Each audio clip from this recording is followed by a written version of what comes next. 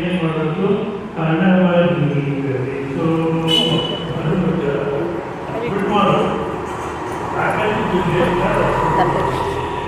ಭೌತಿಕ ಸಂಪತ್ತನ್ನ ನಂದು ಅಂತ ಬೆಳೆಸ್ಕೋ, ಆಗ ನೀನು ಜನ್ಮ ಸಾರ್ಥಕವಾಗುತ್ತೆ, ಸುಖವಾಗಿರ್ತೀಯ ಅಂತ ಹೇಳ್ತಾರೆ.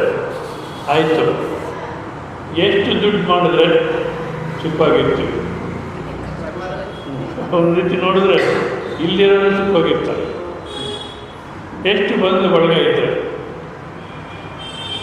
ಈ ಸೋಷಿಯಲ್ ರಿಲೇಷನ್ಶಿಪ್ಸ್ ಅನ್ನೋದು ಭಾರತ ದೇಶದಲ್ಲೇ ಇರೋದು, ಬೇರೆ ದೇಶದಲ್ಲಿಲ್ಲ. ಆದರೆ ಅದೇ ಒಂದು ದೊಡ್ಡ ಸಮಸ್ಯೆ ಆಗಿದೆ ಇವಾಗ. ನೋಡಿ, ಅತ್ತೆ ಸೊಸೆ ಜಗಳ ಆಡದಿರೋ ಇರೋಲ್ಲ, ಬಾರ್ಮಿತ್ತರು ಜಗಳ ಆಡದಿರೋ ಇರೋಲ್ಲ, ಇನ್ನು ಬೀಗರು ಇಬ್ಬರು ಕೌರವರು, ಇದು ಸಮಸ್ಯೆ ಇದೆ. ಬೆಳಿಗ್ಗೆ ಎದ್ದಾಗ ರಾತ್ರಿ ಮಲಗುವ ತನಕ ಈ ಭೌತಿಕ ಸಂಪತ್ತಲ್ಲಿ ಒದ್ದಾಡ್ತಾ ಇದ್ದೇವೆ ಹೊರತು ನೆಮ್ಮದಿಯಾಗಿರ್ತೀವಿ. ಯಾರೋ ಒಬ್ಬ ಸಾಧು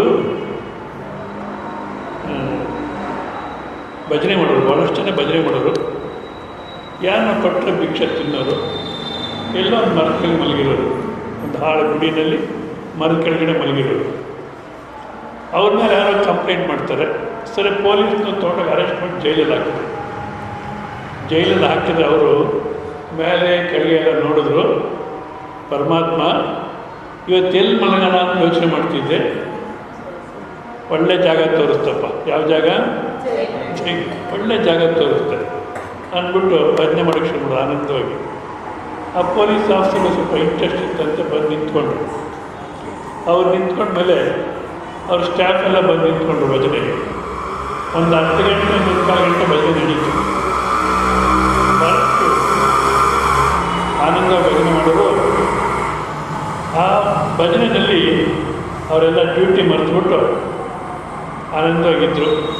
ಒಂದು 3/4 ಗಂಟೆ ಆದಮೇಲೆ ಎಚ್ಚೆತ್ಬಿಟ್ಟು ಪೊಲೀಸ್ ಆಫೀಸರ್, ಜೈಲಿಗೆ ಹಾಕಿದ್ರೆ ಭಜನೆ ಮಾಡ್ತೀಯ, ನೀನು ಜೈಲನ್ನು ಹಾಕು, ಅರಮನೆಯಲ್ಲನ್ನು ಹಾಕು, ನಾನು ಮಾಡೋದಿಷ್ಟೇ, ಭಜನೆ ಮಾಡ್ತೀನಿ, ಕೊಟ್ಟರೆ ತಿಂತೀನಿ, ನಿಂತು ಬಂದರೆ ಮಲಗ್ತೀನಿ, ಇಷ್ಟು ಬಿಟ್ಟರೆ ಇನ್ನೇನು ಮಾಡೋದು. ಅದನ್ನು ಹೇಳಿದ್ರೆ ಇನ್ನೊಬ್ಬ ಸ್ವಾಮಿಗೆ ಅರೆಸ್ಟ್ ಮಾಡಿದ್ರು. ಕೋಪ ಮಾಡಿಕೊಂಡ್ರು, ಹತ್ರು, ಕರೆದ್ರು, ಏನೇನೋ ರಾಮಾಯಣ. ಕೋಟ್ಯಾಂತರ ರೂಪಾಯಿ ಇದೆ ಅವರಿಗೆ, ಕೋಟ್ಯಾಂತರ ರೂಪಾಯಿ ಇದೆ. ಆಗ ಅಬ್ದುಲ್ ಕಲಾಂ ಪ್ರೆಸಿಡೆಂಟ್ ಆಗಿದ್ದರು. ಅಬ್ದುಲ್ ಕಲಾಂ ತಕ್ಕ ಪರಿಚಯ ಇತ್ತು ಆ ಸ್ವಾಮಿಗಳಿಗೆ.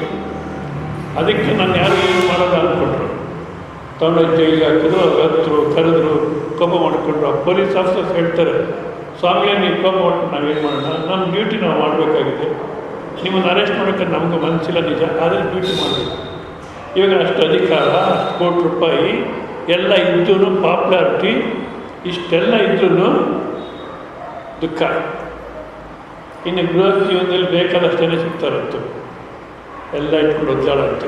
ಆದ ಕಾರಣ ಮನುಷ್ಯನ ಹುಟ್ಟಿದ ಮೇಲೆ ಈ ಭೌತಿಕ ಸಂಪಾದನೆ ಮಾಡತಕ್ಕ ನಿಜದಲ್ಲಿ ಇದೆಷ್ಟು ಮಾತ್ರ ಬೇಕು. ದಿನನಿತ್ಯ ಜೀವನಕ್ಕೆ ಎಷ್ಟು ಬೇಕೋ ಅಷ್ಟೇ ಬೇಕು. ಅನುಕೂಲವಾದ ಜೀವನಕ್ಕೆ ಇದೆಲ್ಲ ಸಹಾಯ ಮಾಡುತ್ತೆ ಹೊರತು ಅನುಕೂಲವಾದ ಜೀವನ ಆನಂದ ಜೀವನವಲ್ಲ. ಅದ ಕಾರಣ ಮನುಷ್ಯನ ಹುಟ್ಟಿದ ಮೇಲೆ ಏನು ಮಾಡಬೇಕಂದ್ರೆ ಇಲ್ಲಿ ಮಹಾತ್ಮ ಹೇಳ್ತಾರೆ, ಮಾನವನಾಗಿ ಜನಿಸಿದ ಮೇಲೆ ನೀನಾರು ನೀ ತಿಳಿಯೋ ಮನುಜ, ನೀನಾರು ನೀ ತಿಳಿಯೋ. ಮೊಟ್ಟಮೊದಲು ನೀನಾರು ಅಂತ ತಿಳ್ಕೊ. ಏನಿ ನಾನ್ಯಾರು ನಂಗೆ ಗೊತ್ತಿಲ್ಲ, ಕೇಳಿ ಹೇಳ್ತೀನಿ ಅಂತ ಹೇಳಿ ನೋಡಿ. ನೀವ್ಯಾರು ಅಂದರೆ ಹೆಸರು ಹೇಳ್ತಾರೆ. ನಾನು ಕೇಳಿದ್ದೇನು, ನಿಮ್ಮ ಹೆಸರೇನು ಅಂತ ಕೇಳಿದ್ದು. ಮತ್ತು ನೀವ್ಯಾರು ಅಂತ ಹೆಸರಾಗಿ ಕೇಳ್ತೀರ.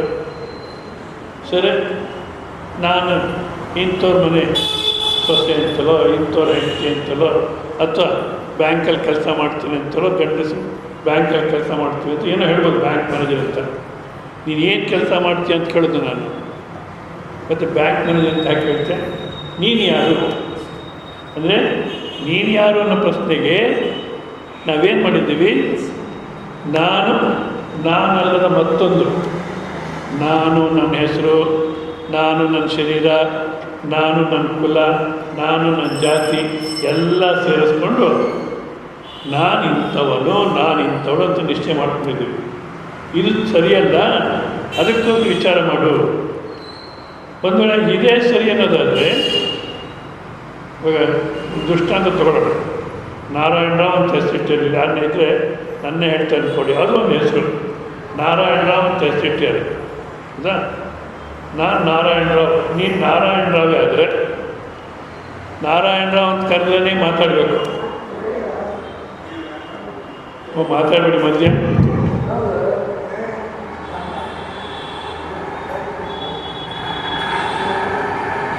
ಮತ್ತೆ ಮಾತಾಡಬೇಡಿ, ಕೇಳ್ತೇನೆ.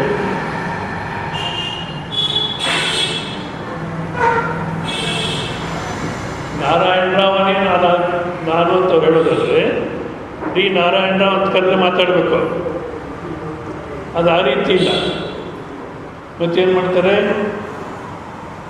ಏ ನಾಣಿ ಅಂದರೆ ಮಾತಾಡ್ತಾರೆ, ರಿ ರಾವ್ ಅಂದರೆ ಮಾತಾಡ್ತಾರೆ, ನಾರಾಯಣ ಅಂದರೆ ಮಾತಾಡ್ತಾರೆ. ಅಷ್ಟೇ ಅಲ್ಲ, ಬಸ್ಸಲ್ಲಿ ಹೋಗ್ತಿರ್ತಾರೆ.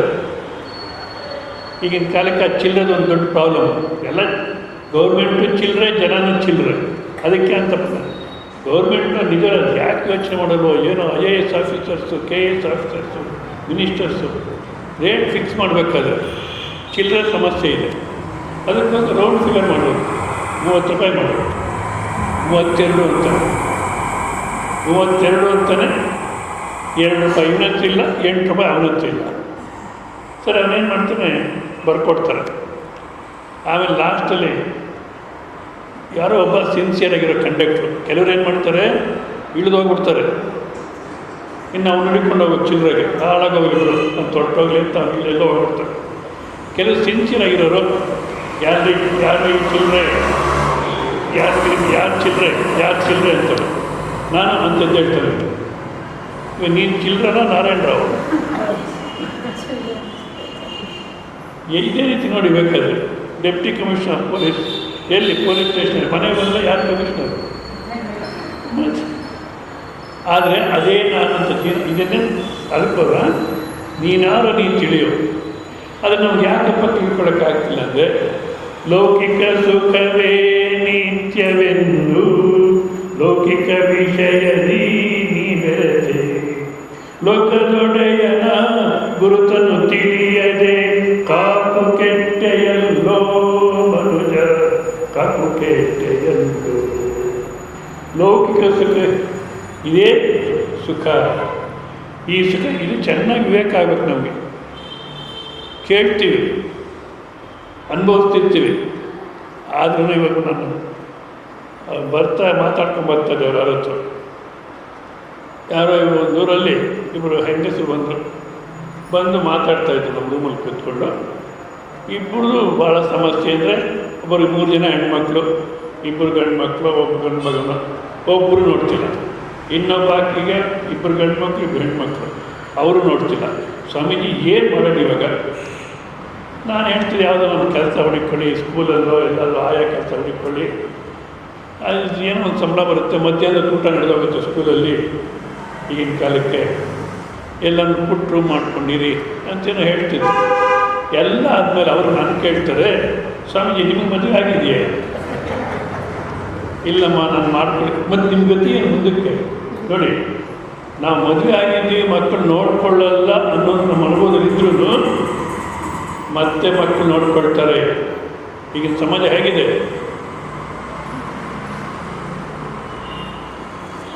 ಮಕ್ಕಳು ನೋಡ್ಕೊಳ್ತಾರೆ ಅನ್ನೋದು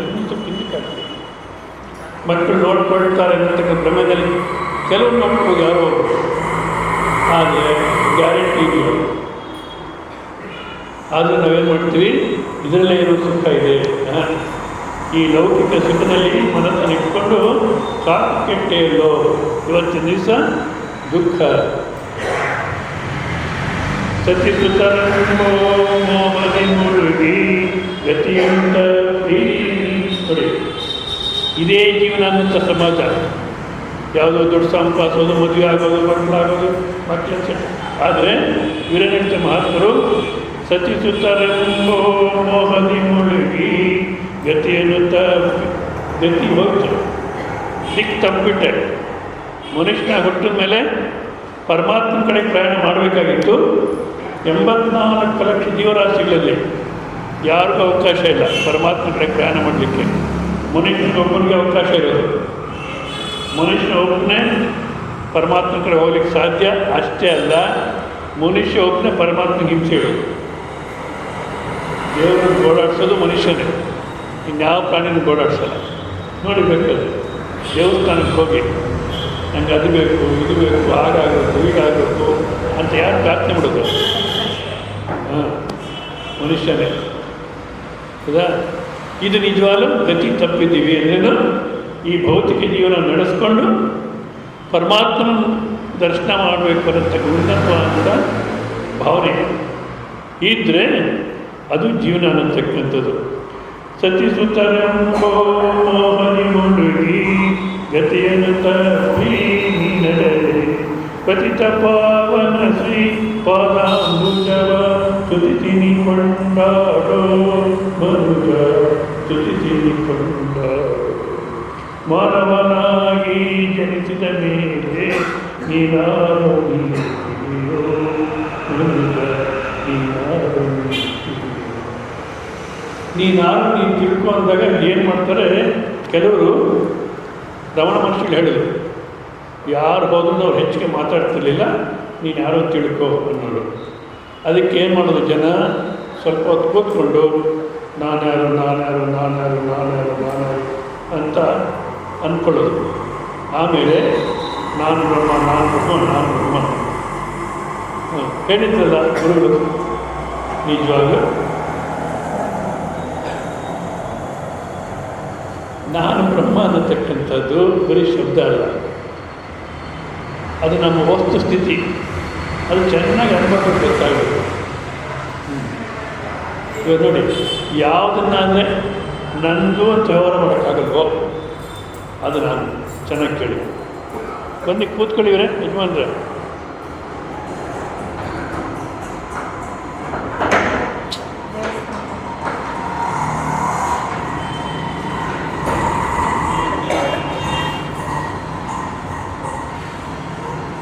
ಬನ್ನಿ ಕೂತ್ಕೊ ಬನ್ನಿ.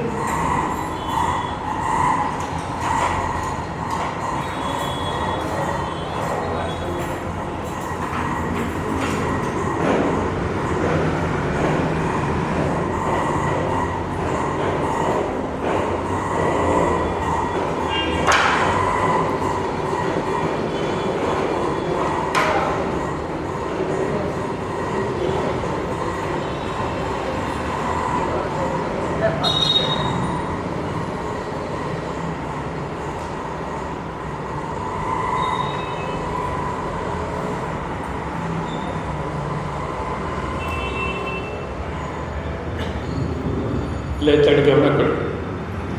ಯಾಕೆ ನಿಲ್ಲಿಸ್ತೀವಿ ಅಂದರೆ ವಿಚಾರ ಭಾಳಷ್ಟು ಏಕಾಗ್ರತೆಯಿಂದ ಕೇಳಬೇಕು. ಒಂದು ವೇಳೆ ಇವೆಲ್ಲ ಮಾಡೋದಾದರೆ ಮುಂಚೆನೇ ಬಂದು ಮಾಡಬೇಕು. ಲೇಟ್ ಆದರೆ ಕೂತಿದ್ದು ಪ್ರವಚನ ಮುಗಿದ್ಮೇಲೆ ಮಾಡಬೇಕು. ಯಾವುದೇ ಆಗಲಿ ಏಕಾಗ್ರತೆಯಿಂದ ಕೇಳಿ.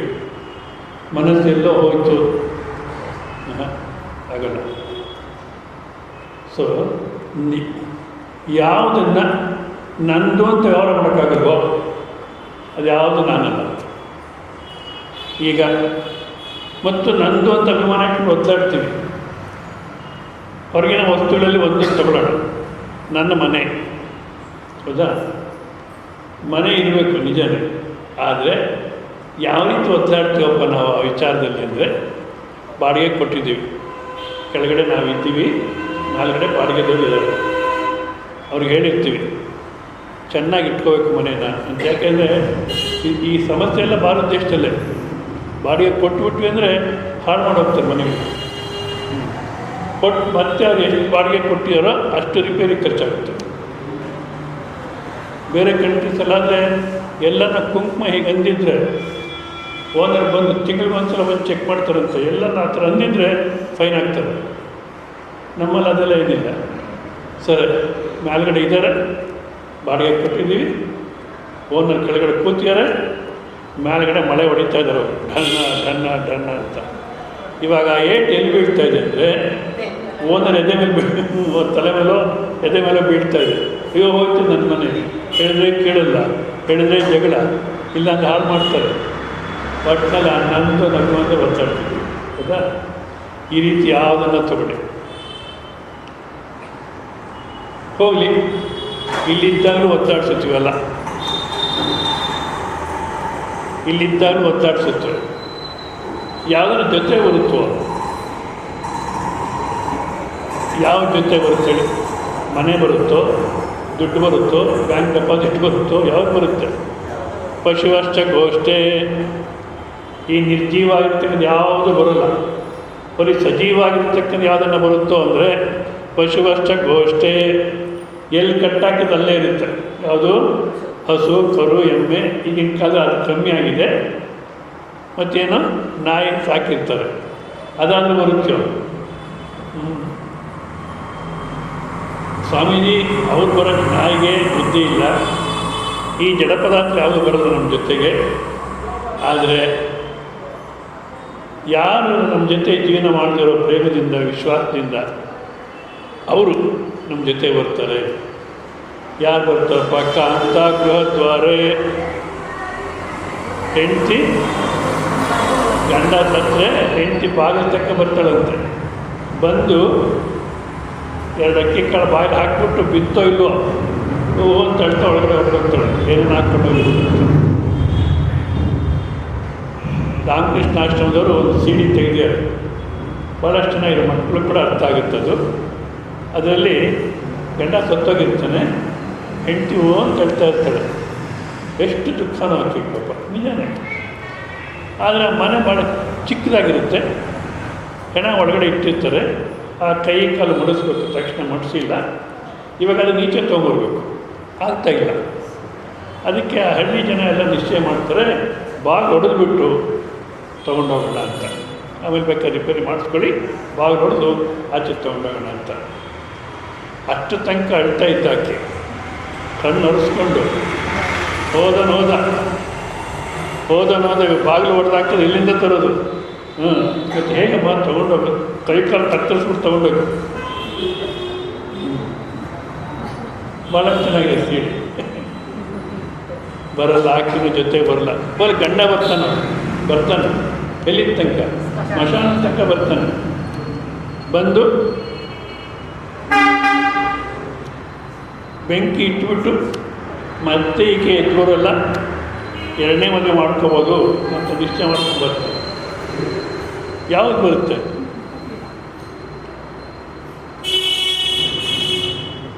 ಯಾವುದು ಬರುತ್ತೆ ತೆಗೆದ್ರೆ? ಮಗನು ಹಾಕುವ ಪಿಂಡ ಕಾಗೆದರಿಗಳ ಪಾಲು, ಹೊದಿಸಿದ ಬದುಕೆ ಅಗಸನ ಪಾಲು, ನೀ ಮಾಡಿದ ಕರ್ಮ ನಿನ್ನ ಪಾಲು. ಬದುಕಿದಾಗ ನೋಡ್ಕೊಳ್ಳಿಲ್ಲ ಮಕ್ಕಳು, ಸತ್ತ ಹೊಸ ಬಟ್ಟೆ ಹಾಕ್ತಾರೆ, ಅಗಸಕ್ಕೆ ಹೋಗುತ್ತೆ. ಪಿಂಡ ಹಾಕ್ತಾರೆ, ಕಾಗೆ ತಿಂದು ಹೋಗುತ್ತೆ. ಶಾಸ್ತ್ರ ಪ್ರಕಾರ ಅವ್ರು ಹೋಗುತ್ತೆ ಅನ್ನೋದು ಅದು ಬೇರೆ. ಬಟ್ ನಾವು ಭೌತಿಕ ನೋಡೋದು ಕಾಗೆ ತಿಂದು ಹೋಗುತ್ತೆ. ಮತ್ತು ಯಾವುದಪ್ಪ ಜೊತೆ ಬರುತ್ತೆ? ಈ ಭೌತಿಕ ಸುಖಕ್ಕೋಸ್ಕರ ಏನು ಪಾಪ ಪುಣ್ಯ ಅನ್ನತಕ್ಕ ಮಾಡಿದ್ವೋ, ಅಥವಾ ಪಾಪ ಅನ್ನತಕ್ಕ ಜಾಸ್ತಿ ಮಾಡಿದ್ವಿ, ಗೊತ್ತಿದ್ದು ಮಾಡೋದು ಗೊತ್ತಿಲ್ಲ ಮಾಡಿದ್ವಿ, ಅದೇ ಜೊತೆ ಬರುತ್ತೆ. ಮತ್ತೆ ಅದನ್ನು ಅನುಭವಿಸೋಕ್ಕೆ ಜನ್ಮ ಬರುತ್ತೆ. ಮತ್ತೆ ಜನ್ಮ ಚಕ್ರದಲ್ಲೇ ಸುತ್ತಾ ಇರ್ತೀವಿ. ಪುನರಪಿ ಜನನಂ ಪುನರಪಿ ಮರಣಂ ಪುನರಪಿ ಜನನೀ ಜಠರೇ ಶಯನಂ ಈಗ ಸಂಸಾರೇ ಬಹು ದುಸ್ಸಾರ ಕೃಪಯಾ ಪಾರೇ ಪಾಹಿ ಮುರಾರೇ. ಈಗ ಏನು ಮಾಡಬೇಕಪ್ಪ ಅಂದರೆ, ಈ ಸಂಸಾರ ಚಕ್ರ ಹುಡ್ತೀವಿ, ಸಾಯ್ತೀವಿ.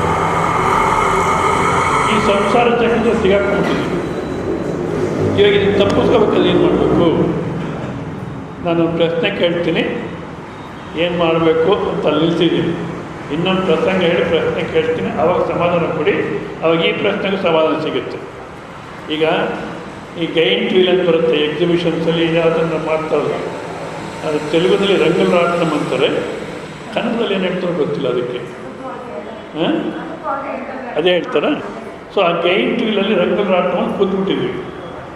ಅದ್ರ ಮೇಲ್ಗಡೆ ಹೋಗ್ಬೇಕಾದ್ರೆ ಒಂಥರ ಹಾಯಾಗಿರುತ್ತೆ, ಕೆಳಗಡೆ ಇಳಿಬೇಕಾದ್ರೆ ಸತ್ಯೋಕ್ತಿವ ಪಿತೋಕ್ತಿವೇನೋ ತಪ್ಪಿಸ್ಕೊಂಡ್ರೆ ಸಾಕನ್ಸುತ್ತೆ ಅಲ್ಲ. ಈ ಸಂಸಾರ ಸುಖನೂ ಅಷ್ಟೇ, ಅದು ಮ್ಯಾಲಿಗೆ ಹೋದಾಗ ಯಾವಾಗ ಹಾಯಾಗಿರುತ್ತೋ ಈ ಸಂಸಾರ ಸುಖನೂ ಒಂದು ಸ್ವಲ್ಪ ಹಾಯಾಗಿರುತ್ತೆ ಹೌದಾ. ಮತ್ತು ಕೆಳಗಿಳಿಬೇಕಾದ್ರೆ ಯಾವ ರೀತಿ ಒದ್ದಾಡ್ತೀವೋ ಇಲ್ಲೂ ಅಷ್ಟೇ. ಯಾವ ರೀತಿ ಸಂಸಾರ ಸುಖ ಅಂದರೆ ಎಲ್ಲೋ ಒಂದು ಕಡೆ ಇದು ಚೆನ್ನಾಗೇ ಇದೆ. ಒಂದು ದೊಡ್ಡ ಹಾರ ಹಾಕೋದು, ನನಗಿನ್ನ ಒಂದಡಿ ಜಾಸ್ತಿನೇ ಇತ್ತದು, ಇಷ್ಟು ದಪ್ಪ ದಂಡೆ, ಒಳ್ಳೆ ಹಾರ ಹಾಕಿದ್ರು. ನನಗೂ ಬಾ ಎಷ್ಟು ಮರ್ಯಾದೆ ಮಾಡಿದ್ದಾರೆ ಅಂತ ಸಂತೋಷ ಆಯಿತು. ಕಣ್ಣು ಮುಚ್ಕೊಂಡು ಓಂ ಸಹನಾ ಭವತು ಅಂದೆ.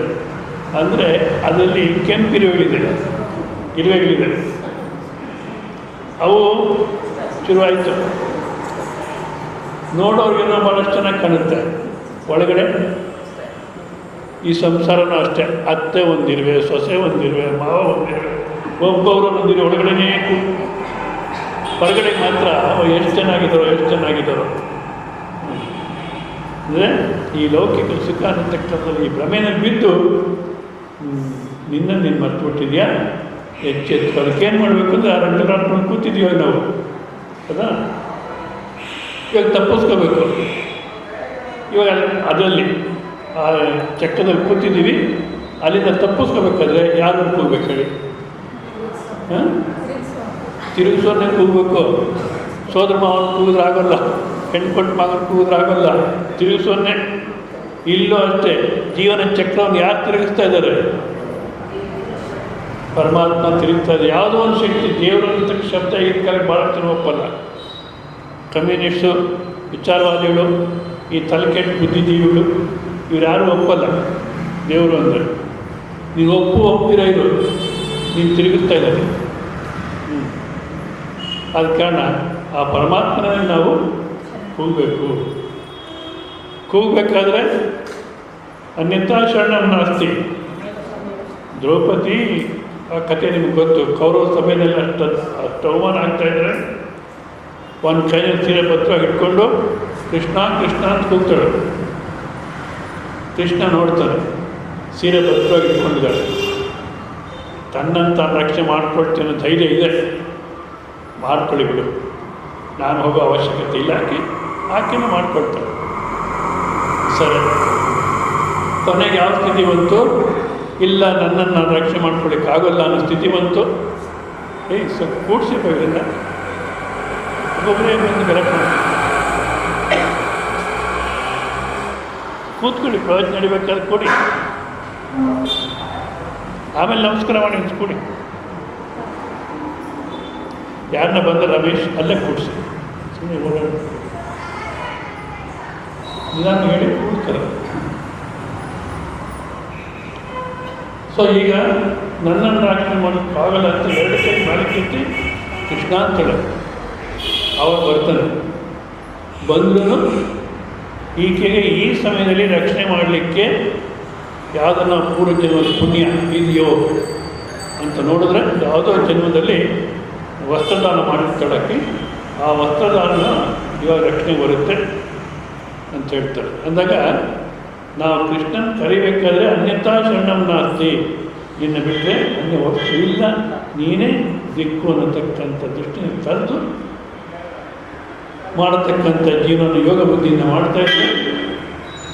ಆ ಯೋಗ ಬುದ್ಧಿಯಿಂದ ಮಾಡತಕ್ಕಂಥ ಜೀವನ ನಮಗೆ ಅಂತಃಕರಣ ಶುದ್ಧಿಯನ್ನು ತರುತ್ತೆ. ನನ್ನ ಜೊತೆ ನೋಡಬೇಕು.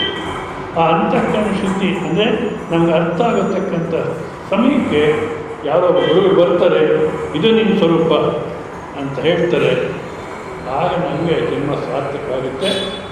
ಅದನ್ನು ಅರ್ಥ ಮಾಡ್ಕೋಬೇಕಾದ್ರೆ, ಇದು ನಿನ್ನ ಸ್ವರೂಪ ಅನ್ನೋದಕ್ಕೆ ಅರ್ಥ ಮಾಡ್ಕೋಬೇಕಾದ್ರೆ ನಾವು ಎಲ್ಲೂ ಹೋಗಬೇಕಾಗಿಲ್ಲ, ಯಾರನ್ನ ಅದನ್ನು ಬಿಡಿಸ್ಕೊಳ್ಳೋರಾಗಬೇಕಷ್ಟೇ. ಅದನ್ನು ಒಂದು ಸ್ವಲ್ಪ ಕೇಳಿ. ಈಗ ನಾವು ಅಂದರೆ ಸಾಮಾನ್ಯವಾಗಿ ಶರೀರ ಅಂದ್ಕೊಂಡಿದ್ದೀವಿ.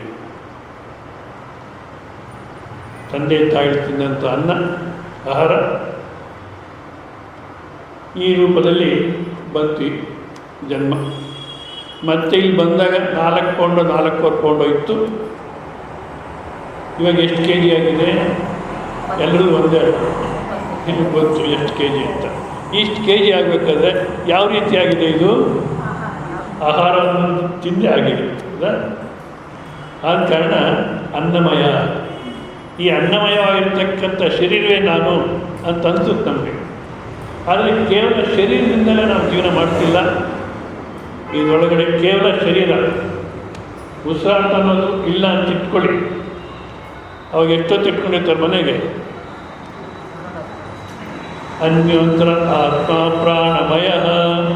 ನಾನು ಅಂದರೆ ಶರೀರ ಮಾತ್ರವೇ ಅಲ್ಲ, ಮತ್ತೊಂದಿದೆ, ಇನ್ನೊಂದು ನಾನು ಅನ್ನತಕ್ಕಂಥದ್ದು ಯಾವುದು? ಪ್ರಾಣ. ಪ್ರಾಣ ಇದ್ರೇ ಶರೀರ ಕೆಲಸ ಮಾಡ್ತದೆ, ಶರೀರಕ್ಕೆ ಬೆಲೆ ಇದೆ. ಪ್ರಾಣ ಇಲ್ಲ ಅಂದರೆ ಶರೀರಕ್ಕೆ ಬೆಲೆ ಇಲ್ಲ, ಹೌದಾ? ಆದರೆ ಪ್ರಾಣ ಇದ್ದಾಗ್ಯೂ ಏನಿರುತ್ತೆ, ಉಸಿರಾಡ್ತಾನೆ ಬಿದ್ದಿಯಾರ.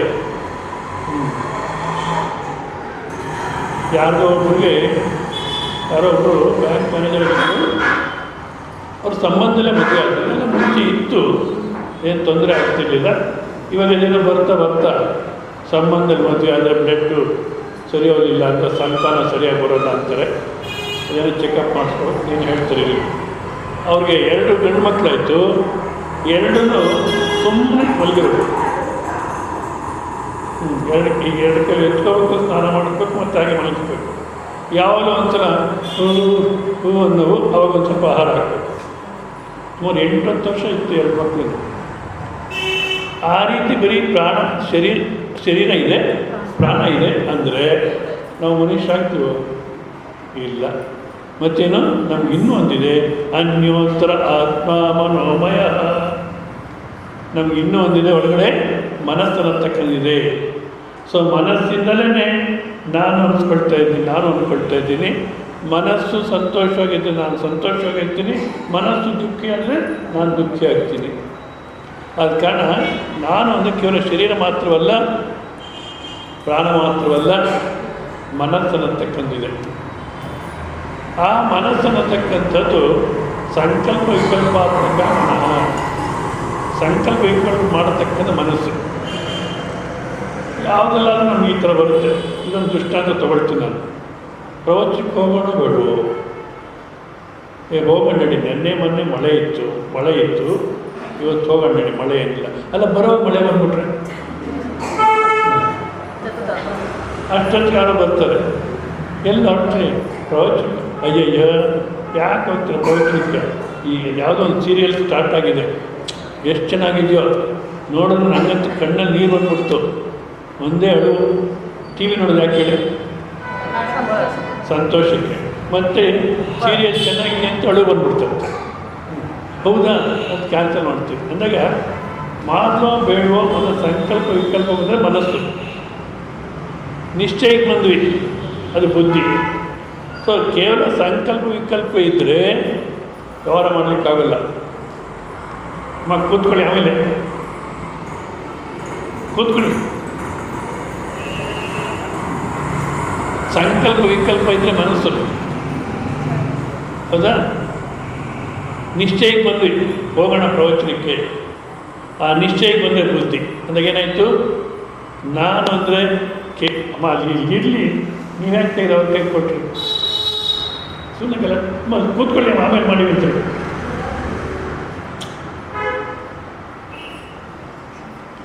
ಸುಮ್ಮನೆ ಕೊಡಿ, ಆಮೇಲೆ ಕೊಡಿ. ಅಂದರೆ ನಾನು ಅಂದರೆ ಕೇವಲ ಶರೀರ ಅಲ್ಲ, ಪ್ರಾಣವಲ್ಲ, ಮನಸ್ಸಲ್ಲ. ಯಾಕೆ? ನಿಶ್ಚಯಕ್ಕೆ ಬಂದ ಮೇಲೆ ವ್ಯವಹಾರ ನಡೆಯುತ್ತೆ. ಅನ್ಯೋತ್ತರ ಆತ್ಮ ವಿಜ್ಞಾನಮಯ ಬುದ್ಧಿ, ಹೌದಾ? ಆದಮೇಲೆ ಆ ಬುದ್ಧಿ ಅನ್ನತಕ್ಕಂಥದ್ದೇ ನಾನು. ಸಾಕಷ್ಟು ಜನಕ್ಕೆ ಅಭಿಮಾನ ಇರುತ್ತೆ, ನನಗೆ ಭಾಳ ಬುದ್ಧಿ ಇದೆ. ಪ್ರತಿಯೊಬ್ಬರು ನನಗೆ ಭಾಳ ಬುದ್ಧಿ ಇದೆ, ನನ್ನ ಬುದ್ಧಿ ಯಾರಿಗೂ ಅರ್ಥ ಆಗೋಲ್ಲ. ನಾನು ಹೇಳ್ತಿಲ್ಲ, ಹೆಂಡತಿ ಬುದ್ಧಿ ಇದೆ ಅಂತ ಗಂಡ ಒಪ್ಪಲ್ಲ, ಗಂಡನಿಗೆ ಬುದ್ಧಿ ಇದೆ ಅಂತ ಹೆಂಡತಿ ಒಪ್ಪಲ್ಲ. ಓಪನ್ನಾಗಿ ಹೇಳಲ್ಲ, ಆದರೆ ನನಗೆ ಬುದ್ಧಿ ಇದೆ. ಆ ನಾನೇ ಬುದ್ಧಿನೇ ನಾನು. ಇಲ್ಲಿ ಯಾರನ್ನ ಇದ್ದರೆ ತಪ್ಪಾಗಿ ತಿಳಿಬೇಡಿ. ಕಾಲೇಜ್ ಪ್ರೊಫೆಸರ್ಸು, ಕಾಲೇಜ್ ಲೆಕ್ಚರರ್ಸು, ಇವ್ರಿಗೆಲ್ಲ ನೋಡಿ ಫ್ರೀಯಾಗಿ ಮಾತಾಡೋದಿಲ್ಲ. ಅವ್ರು ಯಾರ ಹತ್ರ ಹೆಂಡತಿ ಹತ್ರ ಕೂಡ ಫ್ರೀಯಾಗಿರಲ್ಲ. ಯಾಕೆ? ನಾನೇನೋ ಭಾಳ ತಿಳಿದವನು. ಯಾವ ಥರ ಇರ್ತಾರೆ ಅಂದರೆ ಅಭಿಮಾನ. ಒಂದು ಹೆಣ್ಣು ಮಗು ಕಾಲೇಜ್ ಪ್ರೊಫೆಸರ್ ಮಗಳು ಮದುವೆ ಇಟ್ಬಿಡಿ. ಮಗಳು ಲೆಟ್ರ್ ಬರೆದು ಹೊರಟೋಗ್ತಾಳೆ. I am running so and so, ನಾನು ಇಂಥೊಂದು ಜೊತೆಗೆ ಓಡೋಗ್ತಾ ಇದ್ದೀನಿ ಅಂತ ಬರ್ದಿಟ್ಟು ಹೋಗ್ಬಿಡ್ತಾಳೆ. ತಂದೆ ಕಾಲೇಜ್ ಹೋಗಿದ್ದಾರೆ, ಈ ಹುಡುಗಿ ಈ ಥರ ಬರ್ದೋಗಿದ್ದಾಳೆ. ತಾಯಿ ನೋಡ್ತಾರೆ, ಆಕೆಗೆ ಸರಿಯಾಗಿ ಇಂಗ್ಲೀಷು ಬರೋಲ್ಲ. ಅಯ್ಯೋ ಏನೋ ಬರ್ದಿಟ್ಟು ಹೋಗ್ಬಿಟ್ಟು ಹೇಳ್ರಿ ಮಗಳು ಅಂತ ಫೋನ್ ಮಾಡ್ತಾರೆ. ಅವ್ರು ಬರ್ತಾರೆ, ಬಂದು ನೋಡ್ತಾರೆ, I am running so and so ಇಂಥೊಂದು ಜೊತೆ ಹೊರಟೋಗಿದ್ದೀನಿ. ಅವಾಗ ಅವರಂತಾರಂತೆ, ಯಾರ ಜೊತೆ ಹೋಗಿದ್ದಾಳೋ ಅದು ಮುಖ್ಯ ಅಲ್ಲ. ಇಂಗ್ಲೀಷ್ ಪ್ರೊಫೆಸರ್ ಮಗಳಾಗಿದ್ದುಕೊಂಡು ಆ ರನ್ನಿಂಗ್ ಅನ್ಬೇಕಾದ್ರೆ ಯಾಕೆ ತಪ್ಪಬಾರ್ದು, ಸಿಂಗಲನ್ನು ಯಾಕೆ ಹಾಕೋದು, ಸರಿಯಾಗಿ ಮರೆಯೋಕಬೇಡ. ಅಂದರೆ ನಾನು ಇಂಗ್ಲೀಷ್ ಪ್ರೊಫೆಸರ್, ನನ್ನ ಮಗಳು ಹಾಗೆ ಇರಬೇಕು, ಈ ಅಭಿಮಾನ ಹೌದಾ. ಬುದ್ಧಿನಲ್ಲೇ ನಮಗೆ ಅಭಿಮಾನ ಇದೆ, ನಾನೇ ಬುದ್ಧಿನೇ ನಾನು ಅಂತ. ಆದರೆ ಇನ್ನೂ ಒಂದು ಅನುಭವ ನೋಡಿಕೊಂಡ್ರೆ ಶರೀರ, ಇಂದ್ರಿಯ, ಮನಸ್ಸು, ಬುದ್ಧಿ ಇದಲ್ದಿರ ಎಲ್ಲವನ್ನು ಶರೀರ ನಂದು, ಪ್ರಾಣ ನಂದು, ಹೊರಗಿನ ವಸ್ತುಗಳು ನಂದು ಹೌದಾ. ಆಮೇಲೆ ಶರೀರ ನಂದು, ಪ್ರಾಣ ನಂದು, ಮನಸ್ಸು ನಂದು, ಬುದ್ಧಿ ನಂದು ಅಂತ ಹೇಳ್ತಕ್ಕಂಥ ನಾನು ನಿಜ ಇಲ್ಲ. ಏನು ಹೇಳಿ, ಇವಾಗ ನಾನು ಅಂತ ನೀವಿದ್ದಿರೋ ಇಲ್ಲ. ನನ್ನ ಶರೀರ ಯಾಕೋ ಒದ್ದಾಡಿಸುತ್ತೆ, ನನ್ನ ಮನಸ್ಸು ಏನೋ ಒಂಥರ ಇದೆ, ನನ್ನ ಬುದ್ಧಿಗೇನು ಹೊಡಿತಾ ಇಲ್ಲ, ಈ ಥರ ಎಲ್ಲ ಮಾತಾಡ್ತೀವಿಗೋ. ಅಂದಾಗ ನಾನು ಅನ್ನತಕ್ಕಂಥ ಯಾವುದು ಇದೆಯೋ ಅದೇ ನಮ್ಮ ನಿಜ ಸ್ವರೂಪ ಹೊರತು ಇದ್ಯಾವುದು ಅಲ್ಲ. ಇವಾಗ ಮತ್ತೆ ನೀವು ನೋಡಿಕೊಂಡ್ರೆ ಆ ನಾನು ಅನ್ನತಕ್ಕಂಥದ್ದು ಎಲ್ಲಿ ನೋಡ್ತಿದ್ದೀರಾ? ನೋಡ್ಕೊಂಡ್ರೆ ಎಲ್ಲೋ ನೋಡ್ತಿದ್ದೀರಾ? ಕೇಳಿ ಚೆನ್ನಾಗಿ. ಏಕಾಗ್ರತೆಯಿಂದ ಇರಬೇಕು. ನೋಡಿಕೊಂಡ್ರೆ ಅಂದರೆ ಎಲ್ಲೋ ನೋಡ್ತಿರ್ತೀರ. ಆ ನಾನು ಅನ್ನತಕ್ಕಂಥದ್ದು ನಮ್ಮ ಜೀವನದಲ್ಲಿ ಯಾವ ರೀತಿ ಇದೆಯಪ್ಪ ಅಂದರೆ, ನಾನಿಂಥವನು ಅನ್ನತಕ್ಕಂಥ ಅನಿಸಿಕೆ ಇದ್ದಾಗ ಇರುತ್ತೆ, ನಾನಿಂಥವಳು ಅನ್ನತಕ್ಕಂಥ ಅನಿಸಿಕೆ ಇದ್ದಾಗ ಇರುತ್ತೆ, ಆ ಅನಿಸಿಕೆ ಇಲ್ಲದೇದು ಇರುತ್ತೆ. ನೋಡಿ, ಅದು ಮುಖ್ಯ. ನಾನಿಂಥವಳು ನಾನಿಂಥವನು ಅಂತ ವ್ಯವಹಾರ ಮಾಡ್ತಿರ್ತೀವಿ. ಆದರೆ ಗಾಢವಾದ ನಿದ್ದೆ ಬಂತು, ಅಲ್ಲಿ ನಾನು ಇಂಥವನು ನಿದ್ದೆ ಮಾಡ್ತಿದ್ದೀನಿ ಅಂತಿದೆಯೋ, ನಾನು ಇಂಥವಳು ನಿದ್ದೆ ಮಾಡ್ತಿದ್ದೀನಿ, ಮಲಗಿರ್ತಾರೆ, ನಿದ್ದೆ ಬಂತೆ ಅಂದರೆ ಚೆನ್ನಾಗಿ ನಿದ್ದೆ ಬಂತು ಅಂತಾರೆ. ಹಾಗಂದ್ರೆ ಏನಂತ, ಎದ್ದೇ ಇದ್ದಾರೆ ಅಂತ. ನಿದ್ದೆ ಅಂದಾಗ ನಾನು ಅನ್ನೋದಿಲ್ಲ, ಆದರೆ ನೀವು ಇದ್ದೀರೋ ಇಲ್ಲ. ಅಂದೇನಾಯಿತು, ನಾನು ಅನ್ನತಕ್ಕಂಥದ್ದು ನಾನು ಅನ್ನತಕ್ಕಂಥ ಅನಿಸಿಕೆ ಇದ್ದಾಗ ಇರುತ್ತೆ, ನಾನು ಅನ್ನತಕ್ಕಂಥ ಅನಿಸಿಕೆ ಇಲ್ಲದೇದು ಇರುತ್ತೆ.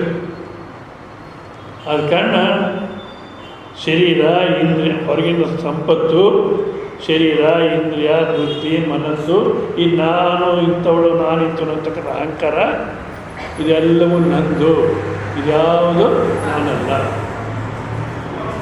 ಈ ಎಲ್ಲದೇ ನಾನು ಅನ್ನತಕ್ಕಂಥ ಅನಿಸಿಕೆ ಇಲ್ವೋ ಅದೇ ನಿಜವಾದಂಥ ನಾನು. ಅದೇನಪ್ಪ ಅದು? ನಿದ್ದೆ ಅಂತ ಹೇಳ್ತೀವಿ. ಆ ಅನುಭವವನ್ನು ನೀವು ಬೇರೆದಂತ ಹೇಳಬೇಕಾದ್ರೆ ಯಾವ ರೀತಿ ಹೇಳ್ತೀರ?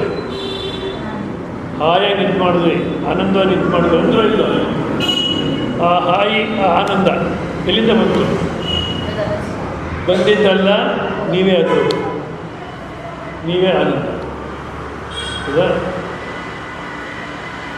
ಈ ವಿಚಾರ ಕೇಳಿ ಈ ಅಭಿಮಾನ ಎಲ್ಲ ಬಿದ್ದೋಗಿ ಅದೇ ನಾನು ಅನ್ನತಕ್ಕ ನಿಶ್ಚಯ ಬಂದರೆ ಅದು ಜನ್ಮ ಸಾರ್ಥಕ. ಅಷ್ಟೇ ಅಲ್ಲ, ನೆನ್ನೆ ದಿವಸ ನೋಡಿದ್ದೀವಿ ನಾವು, ಏನು ಶಾಶ್ವತ ಅಂತ ಪ್ರಪಂಚ ಇದೆ ಅಂದ್ಕೊಳ್ತೀವಿ. ಶಾಶ್ವತ ಅಂತ ಪ್ರಪಂಚ ಇದೆ ಅಂದ್ಕೊಳ್ತೀವಿ. ಆದರೆ ನಾವು ನೋಡಿಕೊಂಡ್ರೆ ಅನಾದಿ ಅನಂತ ಪ್ರಪಂಚ ಅನ್ನತಕ್ಕಂಥದ್ದು ನಿಮ್ಮ ಎಚ್ಚರದಲ್ಲೇ ಇದೆ ಹೊರತು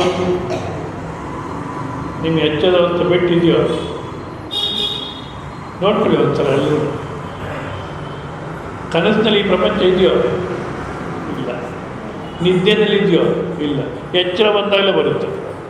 ಅಂದಾಗ ಯಾವ ರೀತಿ ಕನಸಿನ ಪ್ರಪಂಚಕ್ಕೆ ನಾನೇ ಆಧಾರವಾಗಿದ್ದನೋ ಈ ಎಚ್ಚರ ಪ್ರಪಂಚಕ್ಕೂ ನಾನೇ ಆಧಾರ ಅಂದಾಗ ತತ್ವಮಸಿ, ನೀನೇ ಬ್ರಹ್ಮ ಸ್ವರೂಪ, ನೀನೇ ಆನಂದ ಸ್ವರೂಪ, ಯಾಕೆ ಓಡಾಡ್ತೀಯ?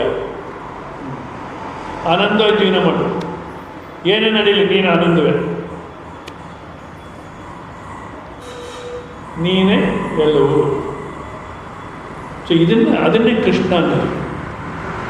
ಕರ್ಷತಿ ಇತಿ ಕೃಷ್ಣ. ಯಾವುದೆಲ್ಲವನ್ನು ಹೇಳ್ಕೊಂಡು ತನ್ನಲ್ಲಿ ಇಟ್ಕೊಡುತ್ತೋ, ಇವಾಗ ನಿತ್ಯದಲ್ಲಿ ಈ ಪ್ರಪಂಚದಲ್ಲಿ ಏನಾಯಿತು, ನಮ್ಮಲ್ಲೇ ಬೀಜಾವಸ್ಥೆಯಲ್ಲಿದೆ, ಎದ್ರೆ ಮತ್ತೆ ಅದೇ ರೀತಿ ಬರುತ್ತೆ. ಸೊ ಆ ಪ್ರಪಂಚವೇ ಇಡೀ ಪರಮಾತ್ಮನೇ ಇಡೀ ಪ್ರಪಂಚ ಅನ್ನತಕ್ಕಂಥ ಹೇಳ್ತಾ ಒಂದೊಂದು ವಸ್ತುಗಳನ್ನು ಇದು ನನ್ನ ಸ್ವರೂಪವೇ ಅಂತ ವಿಭೂತಿಯನ್ನು ಪರಮಾತ್ಮ ಹೇಳ್ತಾನೆ 7ನೇ ಅಧ್ಯಾಯದಲ್ಲಿ. ತಗೊಳ್ಳಿ 7ನೇ ಅಧ್ಯಾಯದ 9, 10ನೇ ಶ್ಲೋಕ ನೋಡಿ. ಶ್ರೀ ಭಗವಾನುವಾಚ ಬೀಜಂ ಮಾಂ ಸರ್ವಭೂತಾನಾಂ ವಿದ್ಧಿ. 7ನೇ ಅಧ್ಯಾಯ 10ನೇ ಶ್ಲೋಕ. 7ನೇ ಅಧ್ಯಾಯ 10ನೇ ಶ್ಲೋಕ. ಈ ಅಧ್ಯಾಯ ನಾಲ್ಕನೇ ಇರುತ್ತೆ ನೋಡಿ, 7ನೇ ಅಧ್ಯಾಯ ಅಂತ. ಅದನ್ನು ತೆಕ್ಕೊಂಡು ಆಮೇಲೆ 10ನೇ ಶ್ಲೋಕ ನೋಡಿ. ಶ್ರೀ ಭಗವಾನುವಾಚ ಬೀಜಂ ಮಾಂ ಸರ್ವಭೂತಾನಾಂ ವಿದ್ಧಿ ಪಾರ್ಥ ಸನಾತನಂ ಬುದ್ಧಿರ್ಬುದ್ಧಿಮತಾಮಸ್ಮಿ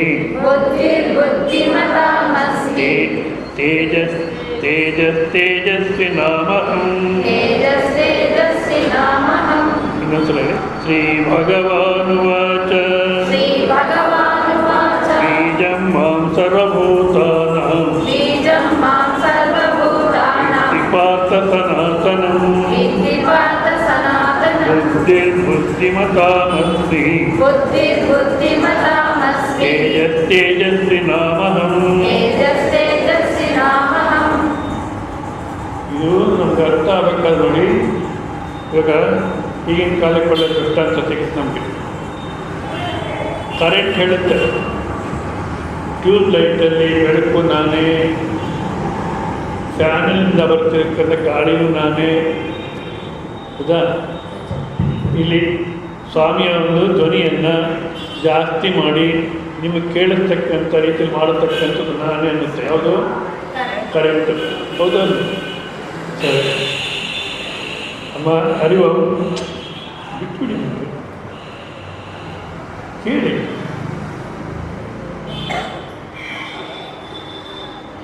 ಅದೇ ರೀತಿ ಕರೆಂಟ್ ನೋಡಿದಿರ ನೀವು? ನೋಡಿದ್ರೆ ಕರೆಕ್ಟ್ ಅಲ್ಲ? ಏನು ಆನ್ಸರ್ ಮಾಡಿ. ಅದಕ್ಕೆ ಅದು ಡೌಟು. ನಮ್ಮ ಕಣ್ಣಿಗೆ ಕಾಣಲ್ಲ, ಹೋಗಲಿ, ನಮ್ಮ ಕಣ್ಣಿಗೆ ಕಾಣೋದು ಬೇಡ. ಆ ಜನ್ರೇಟಿಂಗ್ ಸ್ಟೇಷನಲ್ಲಿ ಇರ್ತಕ್ಕಂಥ ಇಂಜಿನಿಯರ್ಗೆ ಅವನಿಗಾದ್ರೂ ಕಣ್ಣಿಗೆ ಕಂಡಿದ್ಯೋ? ಯಾವ ಸಾಧ್ಯ ಇದ್ರು ಇದೇನು ತಪ್ಪುಪಟ್ಟು ಇಲ್ಲ.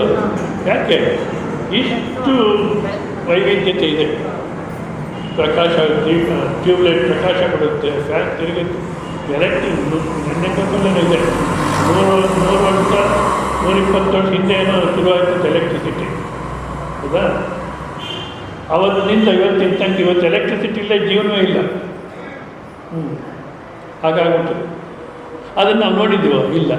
ಮತ್ತು ಹೇಗೆ ಒಪ್ಕೊಳ್ತೀವಿ? ಅದು ಮಾಡತಕ್ಕಂಥ ಕೆಲಸವನ್ನು ನೋಡಿ ಒಪ್ಕೊಳ್ತಾ ಇದ್ದೀವಿ. ಅದೇ ರೀತಿ ನೀವು ಒಂದ್ಸಲ ಯೋಚನೆ ಮಾಡಿ, 600 ಚಿಲ್ಲರೆ ಕೋಟಿ ಇದ್ದಾರೆ ಈ ಜಗತ್ತಲ್ಲಿ ಇರ್ತಾರೆ ಜನ. ಹೌದಾ? ಆದರೆ ಒಬ್ಬರಿದ್ದಾಗ ಒಬ್ಬರಿಲ್ಲ. ಎಲ್ರಿಗೂ 2 ಕಣ್ಣು, ಮೂಗು, ಕಿವಿ ಒಂದೇ ಥರ ಇದೆ. ಅದು ಒಬ್ಬರಿದ್ದಾಗ ಒಬ್ಬರಿದ್ದಾರೆ. ಇಷ್ಟೊಂದು ಡಿಸೈನ್ ಮಾಡಬೇಕಂದ್ರೆ ಎಷ್ಟು ಬುದ್ಧಿ ಇರಬೇಕು ಆ ದೇವ್ರಿಗೆ. ಹೌದಲ್ಲ? ಇನ್ನು ಯಾರ್ಯಾರು ಹೊಸ್ತಾಗಿ ಹೋಗ್ತಾರೋ ಅವರಿಗೆಲ್ಲ ಹೊಸ ಹೊಸ ಮುಖನೇ. ಒಬ್ರಿದ್ದಾಗ ಒಬ್ರಿಲ್ಲ. ಎಷ್ಟು ಡಿಸೈನ್ ಮಾಡಬೇಕಾದ್ರೆ, ಹೌದಲ್ಲ? ಅದಕ್ಕೆ ಹೇಳ್ತಾರೆ, ಈ ಬೀಜಂ ಪರೋಕಾರಣಂ ಮಾವಿದ್ದಿ ಸರ್ವಭೂತಾನ ಸಮಸ್ತ ಜೀವರಾಶಿಗಳು 84 ಲಕ್ಷ ಜೀವರಾಶಿಗಳಂತಲ್ಲ, ಇವರೆಲ್ಲರೂ ಹುಟ್ಟಲಿಕ್ಕೆ ಪ್ರರೋಹ ಕಾರಣ, ಜನ್ಮಿಸ್ಲಿಕ್ಕೆ ನಾನೇ ಮೂಲ, ನಾನೇ ಬೀಜ, ಅಂದರೆ ನಾನೇ ಮೂಲ. ಆ ನಾನೇ ಅಂದರೆ ಯಾವುದು? ನಾನು ಅನ್ನತಕ್ಕಂಥ ಅನಿಸಿಕೆ ಇಲ್ದಿರ ಯಾವ ನಿರುವಿಕೆ ಇದೆಯೋ, ಯಾವುದನ್ನ ನಿತ್ಯ ದೃಷ್ಟಾಂತ ನಮಗೆ ಸ್ಪಷ್ಟ ಮಾಡ್ತಾರೋ ಅದೇ ಸ್ವರೂಪ ಎಲ್ಲರದು. ಅದಕ್ಕೆ ನೋಡಿ, ಎಲ್ಲರೂ ನಿತ್ಯದಲ್ಲಿ ಆನಂದವಾಗಿ ಇರ್ತಾರೆ. ಒಬ್ಬ ರಾಜನಿಗೆ ನಿದ್ದೆ ಬಂದರೆ ಅವನು ಆನಂದ, ಒಬ್ಬ ಭಿಕ್ಷುಕನಿಗೆ ನಿದ್ದೆ ಬಂದರೆ ಅವನು ಆನಂದ, ಎಲ್ಲ ಸಮಾನ.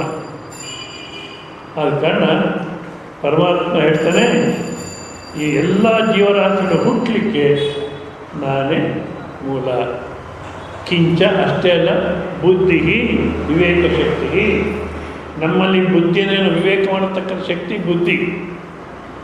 ವಿವೇಕ ಮಾಡಿದ್ರೆ ಜೀವನ ಮಾಡುತ್ತೆ. ಕೆಲವು ಸ್ವಲ್ಪ ವಿವೇಕ ಇರ್ತೇವೆ. ಹಂದಿಗೆ ನೀವು ಕೇಸರಿ ಬಾತುಳಿ, ಒಂದು ಪ್ಲೇಟಲ್ಲಿ ಕೇಸರಿ ಬಾತುಳಿ, ಇನ್ನೊಂದು ಅದ್ರ ಪಕ್ಕದಲ್ಲೇ ಅದು ತಿನ್ನೋ ಆಹಾರ ನಿಮಗೆ ಗೊತ್ತು, ಅದನ್ನು ಇಡಿ, ಅದು ಯಾವುದನ್ನು ತಗೊಳುತ್ತೆ? ಅಷ್ಟೇ ತಗೊಳುತ್ತೆ ಅಂತ ಕೇಸರಿ ಬಾತ್ ತಗೊಳ್ಳೋದು. ಅದಕ್ಕೆ ಅಷ್ಟು ಮಾತ್ರ ವಿವೇಕ ಇದೆ. ಆದರೆ ಮನುಷ್ಯಗೆ ಹಾಗಿಲ್ಲ. ಇವನು ಎಲ್ಲಿಂದ ತನಕ ವಿವೇಕ ಮಾಡ್ತಾನೆ?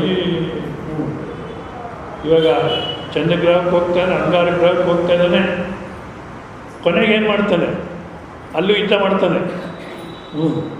ಒಂದು ವೇಳೆ ಯಾವುದನ್ನ ಒಂದು ಗ್ರಹದಲ್ಲಿ ಬಂಗಾರ ಸಿಕ್ತು ಅಂತ ಇಟ್ಕೊಳ್ಳಿ, ಎಷ್ಟು ಯುದ್ಧ ಆಗ್ಬಿಡುತ್ತೆ. ಆದರೆ ಇದು ಎಲ್ಲಿಂದ ಶುರುವಾಯ್ತಪ್ಪ ಅಂದರೆ ಆ ಪರಮಾತ್ಮನೇ ಮೂಲ. ಕಿಂಚ ಬುದ್ಧಿ ವಿವೇಕ ಶಕ್ತಿ. ಈಗ ಜಗತ್ತಿನ ಮೂಲ ಯಾವುದು ಅಂದರೆ ದೈವಕಣ ಅಂತ ಒಂದು ಕಂಡುಹಿಡಿದಿದ್ದಾರೆ. ಆ ದೈವಕಣ ಅಂತ ಕಂಡುಹಿಡಿಯೋಕ್ಕೆ ಎಷ್ಟು ಕೋಟಿ ಖರ್ಚು ಮಾಡಿದ್ದಾರೆ ಅಂದರೆ ನಿಜವಾಗ್ಲೂ ಅರ್ಥ ಇಲ್ಲ. ನಮ್ಮ ಭಾರತ ದೇಶದವರು ಸರ್ಕಾರದ 100 ಕೋಟಿ ಕೊಟ್ಟಿದ್ದಾರೆ. ಇವ್ರು ಹೇಳಬೇಕಾಗಿತ್ತು, ದೈವ ಜಗತ್ತಿನ ಮೂಲ ಕಂಡುಹಿಡಿಬೇಕಾದ್ರೆ ನಮ್ಮ ವೇದಗಳನ್ನು ಓದಿ ಜಗತ್ತಿನ ಮೂಲ ಗೊತ್ತಾಗುತ್ತೆ. ಈ ವಿಜ್ಞಾನಿಗಳು ಜಗತ್ತಿನ ಮೂಲ ಕಂಡುಹಿಡಿಯೋಕ್ಕಾಗಲ್ಲ. ಯಾಕಾಗಲ್ಲ ಅಂದರೆ ಇವರು ಬಾಕಿ ಪ್ರಪಂಚನ ಅನ್ವೇಷಣೆ ಮಾಡ್ತಾರೆ. ಚೆನ್ನಾಗಿ ಕೇಳಿ, ಬಾಕಿ ಪ್ರಪಂಚನ ಅನ್ವೇಷಣೆ ಮಾಡ್ತಾರೆ. ಆದರೆ ಅನ್ವೇಷಣೆ ಮಾಡೋಣ ಅನ್ವೇಷಣೆ ಮಾಡೋಲ್ಲ, ತನ್ನಂತ ಅನ್ವೇಷಣೆ ಮಾಡ್ಕೊಳ್ಳಲ್ಲ. ಆದ ಕಾರಣ ಜಗತ್ತಿನ ಮೂಲ ಸಿಗೋಲ್ಲ. ಇವರು ಅಷ್ಟು ಕೋಟಿ ಖರ್ಚು ಮಾಡಿ ಕಣವೇ ಮೂಲ ಅಂತೇನು ಹೇಳಿದ್ದಾರೆ. ಅದೇ ಕಣಾದ ಮಹರ್ಷಿಗಳು ಅಂತ ಬೀಳ್ತಾರೆ.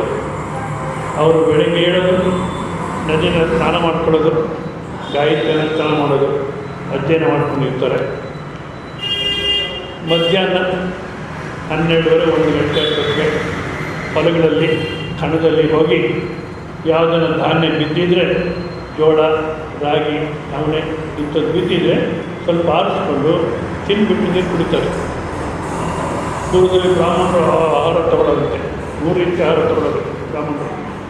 ಒಂದು ಆ ರೀತಿ ಆರಿಸ್ಕೊಂಡು ತಿನ್ನೋದು, ಇನ್ನೊಂದು ಯಜ್ಞಾಗಾದಿ ಕರ್ಮಗಳು ಮಾಡಿದ್ರೆ ಅಲ್ಲಿ ಪ್ರಸಾದ. ಇವೆರಡೂ ಸಿಗಲಿಲ್ಲ ಅಂದರೆ ಯಾರನ್ನು ತಂದುಕೊಟ್ಟರೆ ತಗೊಳ್ಳೋದು, ಇಲ್ಲಾಂದರೆ ಸುಮ್ಮನಿರೋದು. ಆ ರೀತಿ ಕಣದ ಮಹರ್ಷಿಗಳು ಆ ರೀತಿ ಜೀವನ ಮಾಡಿದ್ರು.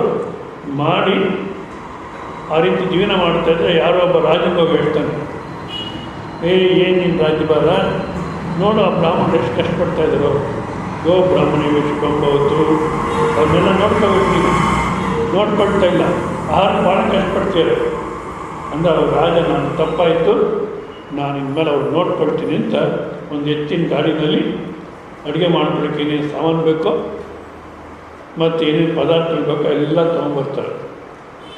ಅವ್ರು ಒಳಗಡೆ ಇರ್ತಾರೆ. ಯಾರು ಬಂದು ಹೇಳ್ತಾರೆ, ರಾಜ ಬಂದೇನೆ ಅಂತ. ರಾಜ ಬಂದ, ಯಾಕೆ ಬಂದ, ಏನು ಕೆಲಸ ಇಲ್ಲಿ?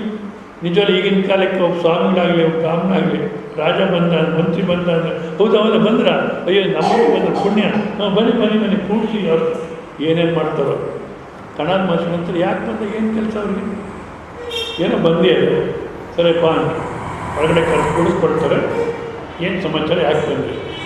ನೀವು ಆಹಾರಕ್ಕೋಸ್ಕರ ಭಾಳಷ್ಟು ಹಿಂಸೆ ಪಡ್ತಿದ್ದೀರಂತೆ, ನನ್ನ ಮನಸ್ಸು ದುಃಖ ಆಗುತ್ತೆ, ನಾನು ರಾಜ ಇಲ್ಲಿ, ನನ್ನ ಮನಸ್ಸು ಭಾಳ ದುಃಖ ಆಗುತ್ತೆ ಅಂತಾರೆ. ಅಷ್ಟಂದರೆ ನಾವಾಗಿ ಹೋಗ್ಬಿಡ್ತಿದ್ವಿ, ಸಹಾಯ ಮಾಡೋಕ್ಕೆ ಬಂದೇನೆ, ಪ್ಲ್ಯಾನ್ ಆಗ್ತಿದ್ದು ಏನೇನು ಕೇಳಬೇಕಂತ. ಕನ್ನಡ ಮಾಸ್ಟರ್ಗಳಂತ ನಿಜವಲ್ಲೂ ಆ ರೀತಿ ಜೀವನ ಇರಬೇಕು, ನಿರ್ಲಿಪ್ತವಾದಂಥ ಜೀವನ, ಯಾವ ಆಸೆ ಇದ್ದೀರ. ಕನ್ನಡ ಮಾಸ್ಟರ್ಗಳಂತಾರೆ, ನಿನ್ನ ರಾಜ್ಯ ಇಲ್ಲಿನ ತನಕ ಇದೆ ಹೇಳು, ಆ ಬಾರ್ಡರ್ ದಾಟ್ ಹೊರಟೋಗ್ತೀನಿ, ನಿಂಗೆ ಹಿಂಸೆ ಆಗೋದು ಬೇಡ. ನೋಡಿ, ನಾನು ಎಷ್ಟು ದಿವಸ ಈ ಜೀವನ ಮಾಡ್ತಿದ್ದೀನಿ, ಇದು ನನ್ನದಿಲ್ಲ, ನೀನು ಎಲ್ಲಿ ತನಕ ನಿನ್ನ ರಾಜ್ಯ ಇದೆ ಹೇಳು, ಆ ಬಾರ್ಡರ್ ದಾಟ್ ಹೊರಟೋಗ್ತೀನಿ ನಾನು, ನಿಂಗೆ ಹಿಂಸೆ ಆಗೋದು ಬೇಡ. ಇಲ್ಲ ನಿಮ್ಮನ್ನು ಹೋಗೋನ್ನಕ್ಕೆ ಬಂದಿಲ್ಲ ನಾನು, ನೀವು ಬೇಕಾದ ಅನುಕೂಲ ಮಾಡಿಕೊಡ್ತೀನಿ, ತಗೊಳ್ಳಿ, ಎಲ್ಲ ತಂದಿದ್ದೀನಿ, ಇಟ್ಕೊಂಡು ಅಡುಗೆ ಮಾಡ್ಕೊಂಡು ತಿಂದ್ಕೊಂಡು ಅಧ್ಯಯನ ಮಾಡಿ ಯಾವಾಗ ಏನು ಬೇಕು ನಾನೇ ತಂದು ಕೊಡ್ತೀನಿ. ನಿಜವಾಗಿ ನನಗಿಂತ ಚಾನ್ಸ್ ಸಿಕ್ಕಿದ್ರೆ ಮತ್ತು ನಿಮಗೆ ಯಾರು ಸಿಕ್ಕಿದ್ರೆ ಬಿಡ್ತಿರ್ಲಿಲ್ಲ. ಅದೇ ಕನ್ನಡ ಮಾಸ್ಟರ್ ಹೇಳ್ತಾರೆ, ನಾನೆಲ್ಲೋ 24 ಗಂಟೆಯಲ್ಲಿ ಒಂದು 10 ಗಂಟೆ ಟೈಮ್ ಮಾಡ್ಕೊಂಡು ನನ್ನ ಆಹಾರ ಮುಗಿಸ್ಬಿಡ್ತೀನಿ, ಇದೆಲ್ಲ ಇಟ್ಕೊಂಡು ಅಡುಗೆ ಮಾಡ್ಕೊಂಡು ತಿನ್ಕೊಳ್ಳೋಕೆ ಎಲ್ಲ ಅನುಕೂಲ ಇದೆ, ಬೇಡ ವಾಪಸ್ ತೊಗೊಂಡೋಗುತ್ತಾರೆ. ಎಷ್ಟು ಬಲವಂತ ಮಾಡ್ತಾರೆ, ಒಪ್ಪೋದೇ ಇಲ್ಲ. ಕೊನೆಗೆ ಹೇಳ್ತಾರೆ, ಮತ್ತೆ ನೀನು ಬರಬೇಕಾದ್ರೆ ನನ್ನ ಅನುಮತಿ ಇಲ್ಲದ್ರೆ ಬರಬೇಡ. ಅದು ಬ್ರಾಹ್ಮಣ್ಯ, ಅದು ಸನ್ಯಾಸ, ಅದು ಜೀವನ. ನನ್ನ ಅನುಮತಿ ಇಲ್ಲದ್ರೆ ಮತ್ತೆ ಬರಬೇಡ, ನನ್ನ ಟೈಮು ಇರೋದು. ಅಂದರೆ ಅಷ್ಟೆಲ್ಲ ಏನು ಖರ್ಚಿಲ್ದಿರ ಕೇವಲ ಸಾಮಾನ್ಯ ಜೀವನ ಮಾಡಿಕೊಂಡು ಜಗತ್ತಿಗೆ ಕಣಿವೆ ಮೂಲ ಅಂತ ಕಂಡಿಡೋದು ಕನ್ನಡ ಮಹರ್ಷಿಗಳು. ಇವರು ಎಷ್ಟೋ ಕೋಟಿ ರೂಪಾಯಿ ಖರ್ಚು ಮಾಡಿ ಇವಾಗ ಕಣಿವೆ ಮೂಲ ಅಂತಾರೆ. ಆಯಿತು, ಅಲ್ಲಿಗೆ ನಿಲ್ತಾನೂ ಇಲ್ಲ, ಮತ್ತಿನ್ನೇನೋ ಹೇಳ್ತಾರೆ. ಆದರೆ ಈ ವಿವೇಕ ಶಕ್ತಿ ಅನ್ನತಕ್ಕಂಥ ಮೂಲ ಯಾವುದಪ್ಪ ಅಂದರೆ ನಾನೇ ಮೂಲ. ಸೊ ನಮ್ಮ ವಿವೇಕಾನಂದಕ್ಕೆ ಎಲ್ಲಿ ನಡೀತಾ ಇದೆಯೋ ಅದಕ್ಕೆ ಯಾವುದು ಮೂಲ ಅಂತ ಹುಡುಕಿದ್ರೇ ಜಗತ್ತಿನ ಮೂಲ ಗೊತ್ತಾಗುತ್ತೆ ಹೊರತು ಇಲ್ಲದ್ರೆ ಗೊತ್ತಾಗಲ್ಲ. ನಮ್ಮ ವಿವೇಕದ ಮೂಲ ಪರಮಾತ್ಮ ಸ್ವರೂಪೇ. ಅಂತಃಕರಣಸ್ಯ ಬುದ್ಧಿಮತ ವಿವೇಕ ಶಕ್ತಿಮತ ಅಸ್ಮಿ. ಅಂತಃಕರಣ ಯಾವ ಬುದ್ಧಿ ಇದೆಯೋ, ವಿವೇಕ ಮಾಡತಕ್ಕಂಥ ಶಕ್ತಿ ಇದೆಯೋ, ಆ ಶಕ್ತಿ ನಾನೇ ಅಂತಾರೆ ಪರಮಾತ್ಮ. ತೇಜ ಪ್ರಾಕಲ್ಯಂ ತದ್ವತ ತೇಜಸ್ಸಿನ ಅಹಂ. ಅಂದರೆ ತೇಜಸ್ಸು ಅಂದರೆ ಧೈರ್ಯ. ಯಾವ ಧೈರ್ಯ? ಸತ್ಯವನ್ನು ಹೇಳತಕ್ಕಂಥ ಧೈರ್ಯ, ಧರ್ಮವನ್ನು ಆಚರಣೆ ಮಾಡತಕ್ಕಂಥ ಧೈರ್ಯ. ಕೆಟ್ಟದನ್ನು ಮಾಡಲಿಕ್ಕೆ ಅಧೈರ್ಯ, ಕೆಟ್ಟದ್ದು ಮಾಡಲಿಕ್ಕೆ ನಾಚಿಕೆ ಪಡ್ತೀವಿ, ಅದು ಆ ಧೈರ್ಯ ಅನ್ನತಕ್ಕಂಥ ನಾನೇ. ಅದು ಸಾಮಾನ್ಯವಾಗಿರ್ತಾರೆ ಅಂದರೆ ಅಲ್ಲೆಲ್ಲ ಒಂದು ಕಡೆ ರಾಣಿಬೆನ್ನೂರತ್ತೊಂದು ಹಳ್ಳಿನಲ್ಲಿ ಪ್ರವಚನಕ್ಕೆ ಹೋಗಿದ್ದೆ. ಅಲ್ಲಿ ಹಳ್ಳಿನಲ್ಲಿ ಪ್ರವಚನ, ಅವ್ರು ಕಾಲೇಜು ಲೆಕ್ಚರರೇ ವ್ಯವಸ್ಥೆ ಮಾಡಿದ್ರು, ಭಾಳಷ್ಟು ಇಂಟ್ರೆಸ್ಟಿಂದ ವ್ಯವಸ್ಥೆ ಮಾಡಿದರು. ಅಲ್ಲಿ ಪ್ರವಚನದ ಅಭ್ಯಾಸ ಇರಲಿಲ್ಲ, ಆದ ಕಾರಣ ಈ ಹೆಂಗಸರು ಬಂದರೆ ಭಾಳಷ್ಟು ನಾಚಿಕೆ ಪಡ್ಕೊಂಡು ಕೂತ್ಕೊಳ್ಳೋರು. ಎಲ್ಲ ಒಬ್ಬರ ಮೇಲೆ ಒಬ್ಬರು ಗೋಡೆಗೆ ಹೊರಗಿಕೊಂಡು ಏನೋ ಒದ್ದಾಡೋರು. ಇಲ್ಲ ಸರಿಯಾಗಿ ಕೂತ್ಕೊಳ್ಳಿ ಅಂತ ಕೂಡಿಸ್ತಿದ್ದೇನೆ ಈಗ. ಅಲ್ಲಿ ಆ ರೀತಿ ಕೊಡೋರು. ಮತ್ತು ಪ್ರವಚನ ಮುಗಿಸ್ಬಿಟ್ಟು ಬಸ್ಗೆ ಹೋಗಬೇಕಾಗಿತ್ತು. ಅವರು ಬಸ್ಗೆ ಬರೋರು, ಸ್ವಾಮಿನ ಬಸ್ಸಲ್ಲಿ ಹೋಗಬೇಕಾಗಿತ್ತು. ಅಲ್ಲಿ ಮಾತ್ರ ಅಲ್ಲಿ ಸ್ವಾಮಿ ಏನಲ್ಲ, ಆ ಪ್ರಾಂತದಲ್ಲೆಲ್ಲ ಅಜ್ಜ ಅಜ್ಜ ಅಂತಾರೆ. ಅವ್ರು ಹೇಳ್ತಾರೆ, ಪ್ರೊಫೆಸರ್ ಕಾಲೇಜ್ ಲೆಕ್ಚರರು, ಅಜ್ಜ ಅವ್ರು ಹತ್ತಲಿ, ಆಮೇಲೆ ನೀವೆಲ್ಲ ಹತ್ತಿ ನಿಂತ್ರಿ, ಸ್ವಲ್ಪ ಇರಿ ಅಂತ ಹೇಳ್ತಾನೆ ಇದ್ದಾರೆ. ಅಜ್ಜನ ಪಕ್ಕಕ್ಕೆ ತಳ್ಳಿಬಿಟ್ಟು ಎಲ್ಲ ಹತ್ತಿದ್ದೆ. ಎಲ್ಲಿ ನಾಚಿಕೆ ಇರಬೇಕು, ಎಲ್ಲಿ ಧೈರ್ಯ ಇರಬೇಕು, ಅಲ್ಲಿರತಕ್ಕಂಥ ನಾಚಿಕೆ ಧೈರ್ಯ ನಾನು. ಎಲ್ಲಿ ಅಧರ್ಮ ಅನ್ನತಕ್ಕ ನಡೆಯುತ್ತೋ, ಎಲ್ಲಿ ಪಾಪ ಅನ್ನತಕ್ಕ ನಡೆಯುತ್ತೋ ಅದು ಅಹಂಕಾರದಲ್ಲಿ ನಡೆಯುತ್ತೆ ಹೊರತು ಅದು ನಾನಲ್ಲ ಅಂತ ಅಂದ್ರೇನಾಯಿತು, ನಮ್ಮ ಜೀವನದಲ್ಲಿ ಪರಮಾತ್ಮ ಇದ್ದಾನೆ, ನಾವು ಅದಕ್ಕೋಸ್ಕರ ಪ್ರಯತ್ನ ಮಾಡ್ತಿದ್ದೀವಿ, ಭಕ್ತಿ ಇದೆ ನಮಗೆ ಇದ್ದರೆ ನಮ್ಮಲ್ಲಿರ್ತಕ್ಕಂಥ ಧೈರ್ಯ ಶಕ್ತಿ ಎಲ್ಲವೂ ಧಾರ್ಮಿಕವಾಗಿರಬೇಕು, ಪುಣ್ಯಪದವಾಗಿರಬೇಕು. ಏನು ಅದು ಬಿಟ್ಟು ಅನ್ಯತ ಹೋದರೆ ಅದು ಅಹಂಕಾರ ಲಕ್ಷಣವಾಗುತ್ತೆ ಅಂತ ಹೇಳ್ತಾ, ತೇಜ ಪ್ರಾಗಲ್ಯಂ ತದ್ವತ್ತಾಂ ತೇಜಸ್ವಿನೋಹಂ. ನೆಕ್ಸ್ಟು ಶ್ರೀ ಭಗವಾನುವಾಚ ಬಲಂ ಬಲವತಾಂ ಚಾಹಂ ಕಾಮರಾಗ ವಿವರ್ಜಿತಂ ಧರ್ಮ ವಿರುದ್ಧೋ ಭೂತೇಷು ಕಾಮೋಸ್ಮಿ ಭರತರ್ಷಭ. ಶ್ರೀ ಭಗವಾನುವಾಚ ಬಲಂ ಬಲವತಾಂ ಚಾಸಂ ಬಲಂ ಬಲವತಾಂ ಕಾಮರಾಗ ವಿವರ್ಜಿತಂ ಕಾಮರಾಗ ವಿವರ್ಜಿತಂ ಧರ್ಮ ವಿರುದ್ಧೋ ಭೂತೇಷು ಧರ್ಮ ವಿರುದ್ಧೋ ಭೂತೇಷು ಕಾಮೋಸ್ಮಿ ಭರತರ್ಷಭ. ಕಾಮೋಸ್ಮಿ ಭರತರ್ಷಭ. ಬಲಂ ಸಾಮರ್ಥ್ಯಂ ಬಲವತ್ತಾಂ ಅಹಂ ಅಂದರೆ ಸಾಮರ್ಥ್ಯ ಇರತಕ್ಕಂಥವರಲ್ಲಿ ಆ ಸಾಮರ್ಥ್ಯವೇ ನಾನು. ತಚ್ಚಲಂ ಆ ಸಾಮರ್ಥ್ಯ ಅನ್ನತಕ್ಕಂಥದ್ದು ಯಾವ ರೀತಿ ಇರಬೇಕು ಅಂದರೆ ಕಾಮರಾಗ ವಿವರ್ಜಿತಂ. ಕಾಮ ಅಂದರೆ ಆಸೆ. ಆಸೆ ಅನ್ನತಕ್ಕಂಥ ಯಾತಕ್ಕೋಸ್ಕರ ಮಾಡ್ತಾ ಇದ್ದೀವಿ? ಆಸೆಗೋಸ್ಕರ ಅಲ್ಲ, ಕರ್ತವ್ಯ ದೃಷ್ಟಿಯಿಂದ ಮಾಡ್ತಾ ಇದ್ದೀವಿ. ಯಾವ ರೀತಿ ಇರಬೇಕು? ಕೆಲಸ ಮಾಡಬೇಕಾದ್ರೆ ಭಗವಾನ್ ಬುದ್ಧನ ಶಿಷ್ಯ ಒಬ್ಬರು ಇರ್ತಾರೆ. ಗಂಡ ಹೆಂಡತಿ ಇಬ್ಬರು ಜೀವನ ಮಾಡ್ಕೊಂಡಿರ್ತಾರೆ, ಮಕ್ಕಳಿರಲ್ಲ. ಅವ್ರಿಗೆ ಒಂದೇ ಒಂದು ವಸ್ತ್ರ ಇರುತ್ತೆ. ಆಚೆ ಹೋಗ್ಬೇಕಾದ್ರೆ ಆತ ಅದೇ ವಸ್ತ್ರನ ಉಟ್ಕೊಂಡು ಆಚೆ ಹೋಗ್ಬಿಟ್ಟು ಬರ್ತಾರೆ, ಆಮೇಲೆ ಈಚೆ ಉಟ್ಕೊಂಡು ಹೋಗ್ತಾರೆ. ಇಬ್ಬರು ಯಾವತ್ತೂ ಜೊತೆ ಹೊರಗಡೆ ಹೋಗೇ ಇಲ್ಲ. ಇಂಥ ಒಂದು ಸಮಯದಲ್ಲಿ ಅಂದರೆ ಯಾವ ಆಸೆ ಇಲ್ಲದಿರ ಕೇವಲ ಶುದ್ಧವಾದಂಥ ಭಾವನೆಯಿಂದ ಮಾಡಬೇಕು ಕೆಲಸ ಅನ್ನೋದಕ್ಕೋಸ್ಕರ ಹೇಳ್ತಾ ಇದ್ದೀವಿ. ಒಂದ್ಸಲ ಇವರು ಬಟ್ಟೆ ಉಟ್ಕೊಂಡು ಹೊರಗಡೆ ಹೋಗಿರ್ತಾರೆ, ಆಕೆ ಮನೆಗೆ ಇದ್ದಾಳೆ. ಅಲ್ಲಿ ಯಾರೋ ಸರ್ಕಲಲ್ಲಿ ಮಾತಾಡ್ತಾ ಇದ್ದಾರೆ, ಭಗವಾನ್ ಬುದ್ಧ ಬರ್ತಾನೆ, ಪ್ರವಚನ ನಡೆಯಿತು ಅಂತ. ಇವ್ರಿಗೂ ಕೇಳಬೇಕನ್ಸುತ್ತೆ, ಹೋಗ್ತಾರೆ ಭಗವಾನ್ ಬುದ್ಧನ ಪ್ರವಚನಕ್ಕೆ. ಸರಿ, ಭಗವಾನ್ ಬುದ್ಧ ಭಾಳ ಅದ್ಭುತವಾಗಿ ಪ್ರವಚನ ಮಾಡೋರು. ಇವ್ರಿಗೂ ಭಾಳ ಸಂತೋಷ ಆಯಿತು, ಜನಕ್ಕೆಲ್ಲ ಭಾಳ ಸಂತೋಷ ಆಯಿತು. ಆ ಶ್ರಾವಸ್ತಿ ರಾಜ ಕೂಡ ಬಂದಿದ್ದ, ಎಲ್ಲರೂ ಭಾಳ ಸಂತೋಷಪಟ್ಟರು. ಪ್ರವಚನ ಮುಗಿದ ಮೇಲೆ ಕೆಲವರೆಲ್ಲ ದಕ್ಷಿಣೆ ಕೊಟ್ಟು ಹಣ್ಣು ಕೊಟ್ಟು ನಮಸ್ಕಾರ ಮಾಡ್ತಾರೆ, ಸಾಮಾನ್ಯ ಮಾಡ್ತಾರಲ್ಲ, ಅವಾಗಲೂ ಅದೇ ನಡೀತು. ಅದನ್ನು ನೋಡಿ ಇವನಿಗೆ ನಾನು ಏನು ಕೊಡೋಕ್ಕೆ ನನ್ನಲ್ಲಿ ಏನಿಲ್ವಲ್ಲ, ಇಂಥ ಮಹತ್ವ ಕೊಡಲಿಕ್ಕೆ ನನ್ನಲ್ಲಿ ಏನಿಲ್ಲ, ಏನು ಮಾಡಲಿ? ಒಳಗಡೆ ಹೇಳುತ್ತೆ, ಒಂದು ವಸ್ತ್ರ ಇದೆಯಲ್ಲ, ಈ ವಸ್ತ್ರವನ್ನು ಕೊಟ್ಟುಬಿಟ್ರೆ ಮತ್ತೆ ನಾನು ಈಚೆ ಬರೋಕ್ಕಾಗಲ್ಲ, ಆಕೆಯನ್ನು ಈಚೆ ಬರೋಕ್ಕಾಗಲ್ಲ, ಜೀವನನೇ ನಡೆಯಲ್ಲ. ಹೇಗೆ ಮಾಡಲಿ ಇವಾಗ? ಆ ಯೋಚನೆ ಕೊನೆಗೆ ಕೊಟ್ಬಿಡು, ಆಮೇಲೆ ನೋಡ್ಕೊಡು ಅನ್ನೋದೊಳಗಡೆ. ಅಂದರೆ ಯಾವುದೇ ಪ್ರತಿಫಲ ಅಪೇಕ್ಷೆ ಇಲ್ಲಿದ್ದೀರ, ಯಾವುದೇ ಆಸೆ ಇಲ್ಲಿದ್ದೀರ, ವಸ್ತ್ರ ಕೊಟ್ಬಿಡ್ತಾನೆ ಭಗವಾನ್ ಬುದ್ಧನಿಗೆ. ಕೊಟ್ಬಿಟ್ಟು ನಾನು ಗೆದ್ದೆ, ನಾನು ಗೆದ್ದೆ, ನಾನು ಗೆದ್ದೆ ಅಂತ 3 ಸಲ ಅಂದ್ಬಿಟ್ಟು ಹೊಟ್ಟೋಗ್ತಾನೆ, ಓಡೋಗ್ತಾನೆ. ಯಾಕೆ ಬರೀ ಮೇಲೆ ಅಲ್ಲಿ ನಿಂತಿರೋಕ್ಕಾಗಲ್ಲ, ಮನೆಗೆ ಓಡ್ಬಿಟ್ಟ. ಆ ಶ್ರಾವಸ್ತಿ ಮಹಾರಾಜನಿಗೆ ಸಂದೇಹ ಬರುತ್ತೆ, ಈಗ ಯಾರು ಇರತಕ್ಕಂಥ ಒಂದು ವಸ್ತ್ರನ ಕೊಟ್ಬಿಟ್ಟು ಬರೀ ಮೇಲೆ ಓಡ್ಬಿಟ್ಟ, ನಾನು ಗೆದ್ದೆ ಗೆದ್ದೆ ಅಂತ ಅಂದ್ಬಿಟ್ಟು ಸೈನಿಕರು ಕಳಿಸ್ಕೊಡ್ತಾರೆ. ಇವ್ರಿಗೆ ಕಳಿಸ್ಕೊಡ್ತಾರೆ, ಹೋಗಿ ವಿಚಾರಿಸ್ಕೊಂಬನ್ನಿ ಏನು ಪರಿಸ್ಥಿತಿ ಅಂತ. ಹೋಗಿ ನೋಡಿದ್ರೆ ಇಡೀ ಪರಿಸ್ಥಿತಿ, ಮನೆಗೆ ಏನಿಲ್ಲ, ದಿವಸ ಒಂದು ವಸ್ತ್ರ ಇಟ್ಕೊಂಡು ಕೂಲಿ ಕೆಲಸ ಮಾಡಿಕೊಂಡು ಜೀವನ ಮಾಡ್ತಿದ್ರು. ಇವಾಗ ವಸ್ತ್ರನ ಕೊಟ್ಬಿಟ್ಟು ಅವ್ರು ಈಚೆ ಬರಲಿಕ್ಕೆ ಆಗಲ್ಲ ಅಂದಾಗ ಆ ಶ್ರಾವಸ್ತಿ ಮಹಾರಾಜ ಅವ್ರು ಜೀವಂತವಾಗಿರತಕ್ಕ ಏನೇನು ಅನುಕೂಲ ಬೇಕು ಎಲ್ಲ ವ್ಯವಸ್ಥೆ ಮಾಡ್ತಾರೆ. ಅಲ್ಲಿಂದ ಆಚೆ ಅವರು ಬುದ್ಧಿಷ್ಟಾಗಿ ಜೀವನ ಮಾಡ್ತಾರೆ. ಏನು ಹೇಳಿದೆ ಅಂದರೆ, ಆಸೆ ಇಲ್ಲದಿನ ನಾವು ಯಾವಾಗ ಮಾಡ್ತೀವೋ ಅದು ಉತ್ತಮವಾದಂಥ ಫಲವನ್ನು ಕೊಡುತ್ತೆ. ನಾವು ಯಾವಾಗ ಬಯಸ್ತೀವೋ, ನಾವು ಯಾವ ರೀತಿ ಬಯಸ್ತೀವಿ? ನಮ್ಮ ಅಲ್ಪ ಬುದ್ಧಿ, ನಮ್ಮ ಅಲ್ಪತನ, ಇದರಿಂದಲೇ ಬಯಸ್ತೀವಿ ಹೊರತು ನಮ್ಮ ಆಸೆ ಆಗಿರುತ್ತೆ ಅಂದರೆ ನಾವು ಕೇಳೋದು ಪರಮಾತ್ಮ ಹತ್ರ ಹೋಗಿ ಕೇಳೋದು ಯಾವ ರೀತಿ ಇರುತ್ತೆ ಅಂದರೆ, ಮೋದಿ ಹತ್ರ ಇಂಟರ್ವ್ಯೂ ತೊಗೊಳ್ತೀವಿ. ಮೋದಿ ಹತ್ರ ಇಂಟರ್ವ್ಯೂ ತೊಗೊಂಡು ಸರಿ, ಮೋದಿ ಇಂಟರ್ವ್ಯೂ ಕೊಟ್ಟರು. ಅಲ್ಲಿ ಹೋಗಿ ಒಂದು 5 kg ಈರುಳ್ಳಿ ಬೇಕು, ಬೆಲೆ ಜಾಸ್ತಿ ಆಗಿಬಿಟ್ಟಿದೆ, ಒಂದು 5 kg ಈರುಳ್ಳಿ ಬೇಕು ಅಂತೀವಿ. ಅಯ್ಯೋ ಮನುಷ್ಯ, ನನ್ನಂತ ಒಂದು 5 kg ಈರುಳ್ಳಿ ಕೇಳ್ತೇನೆ ನೀನು, ಇನ್ನೇನಿಲ್ಲ ಸಾಕು, ಅಷ್ಟಾದರೂ ಸಾಕಂತೀವಿ.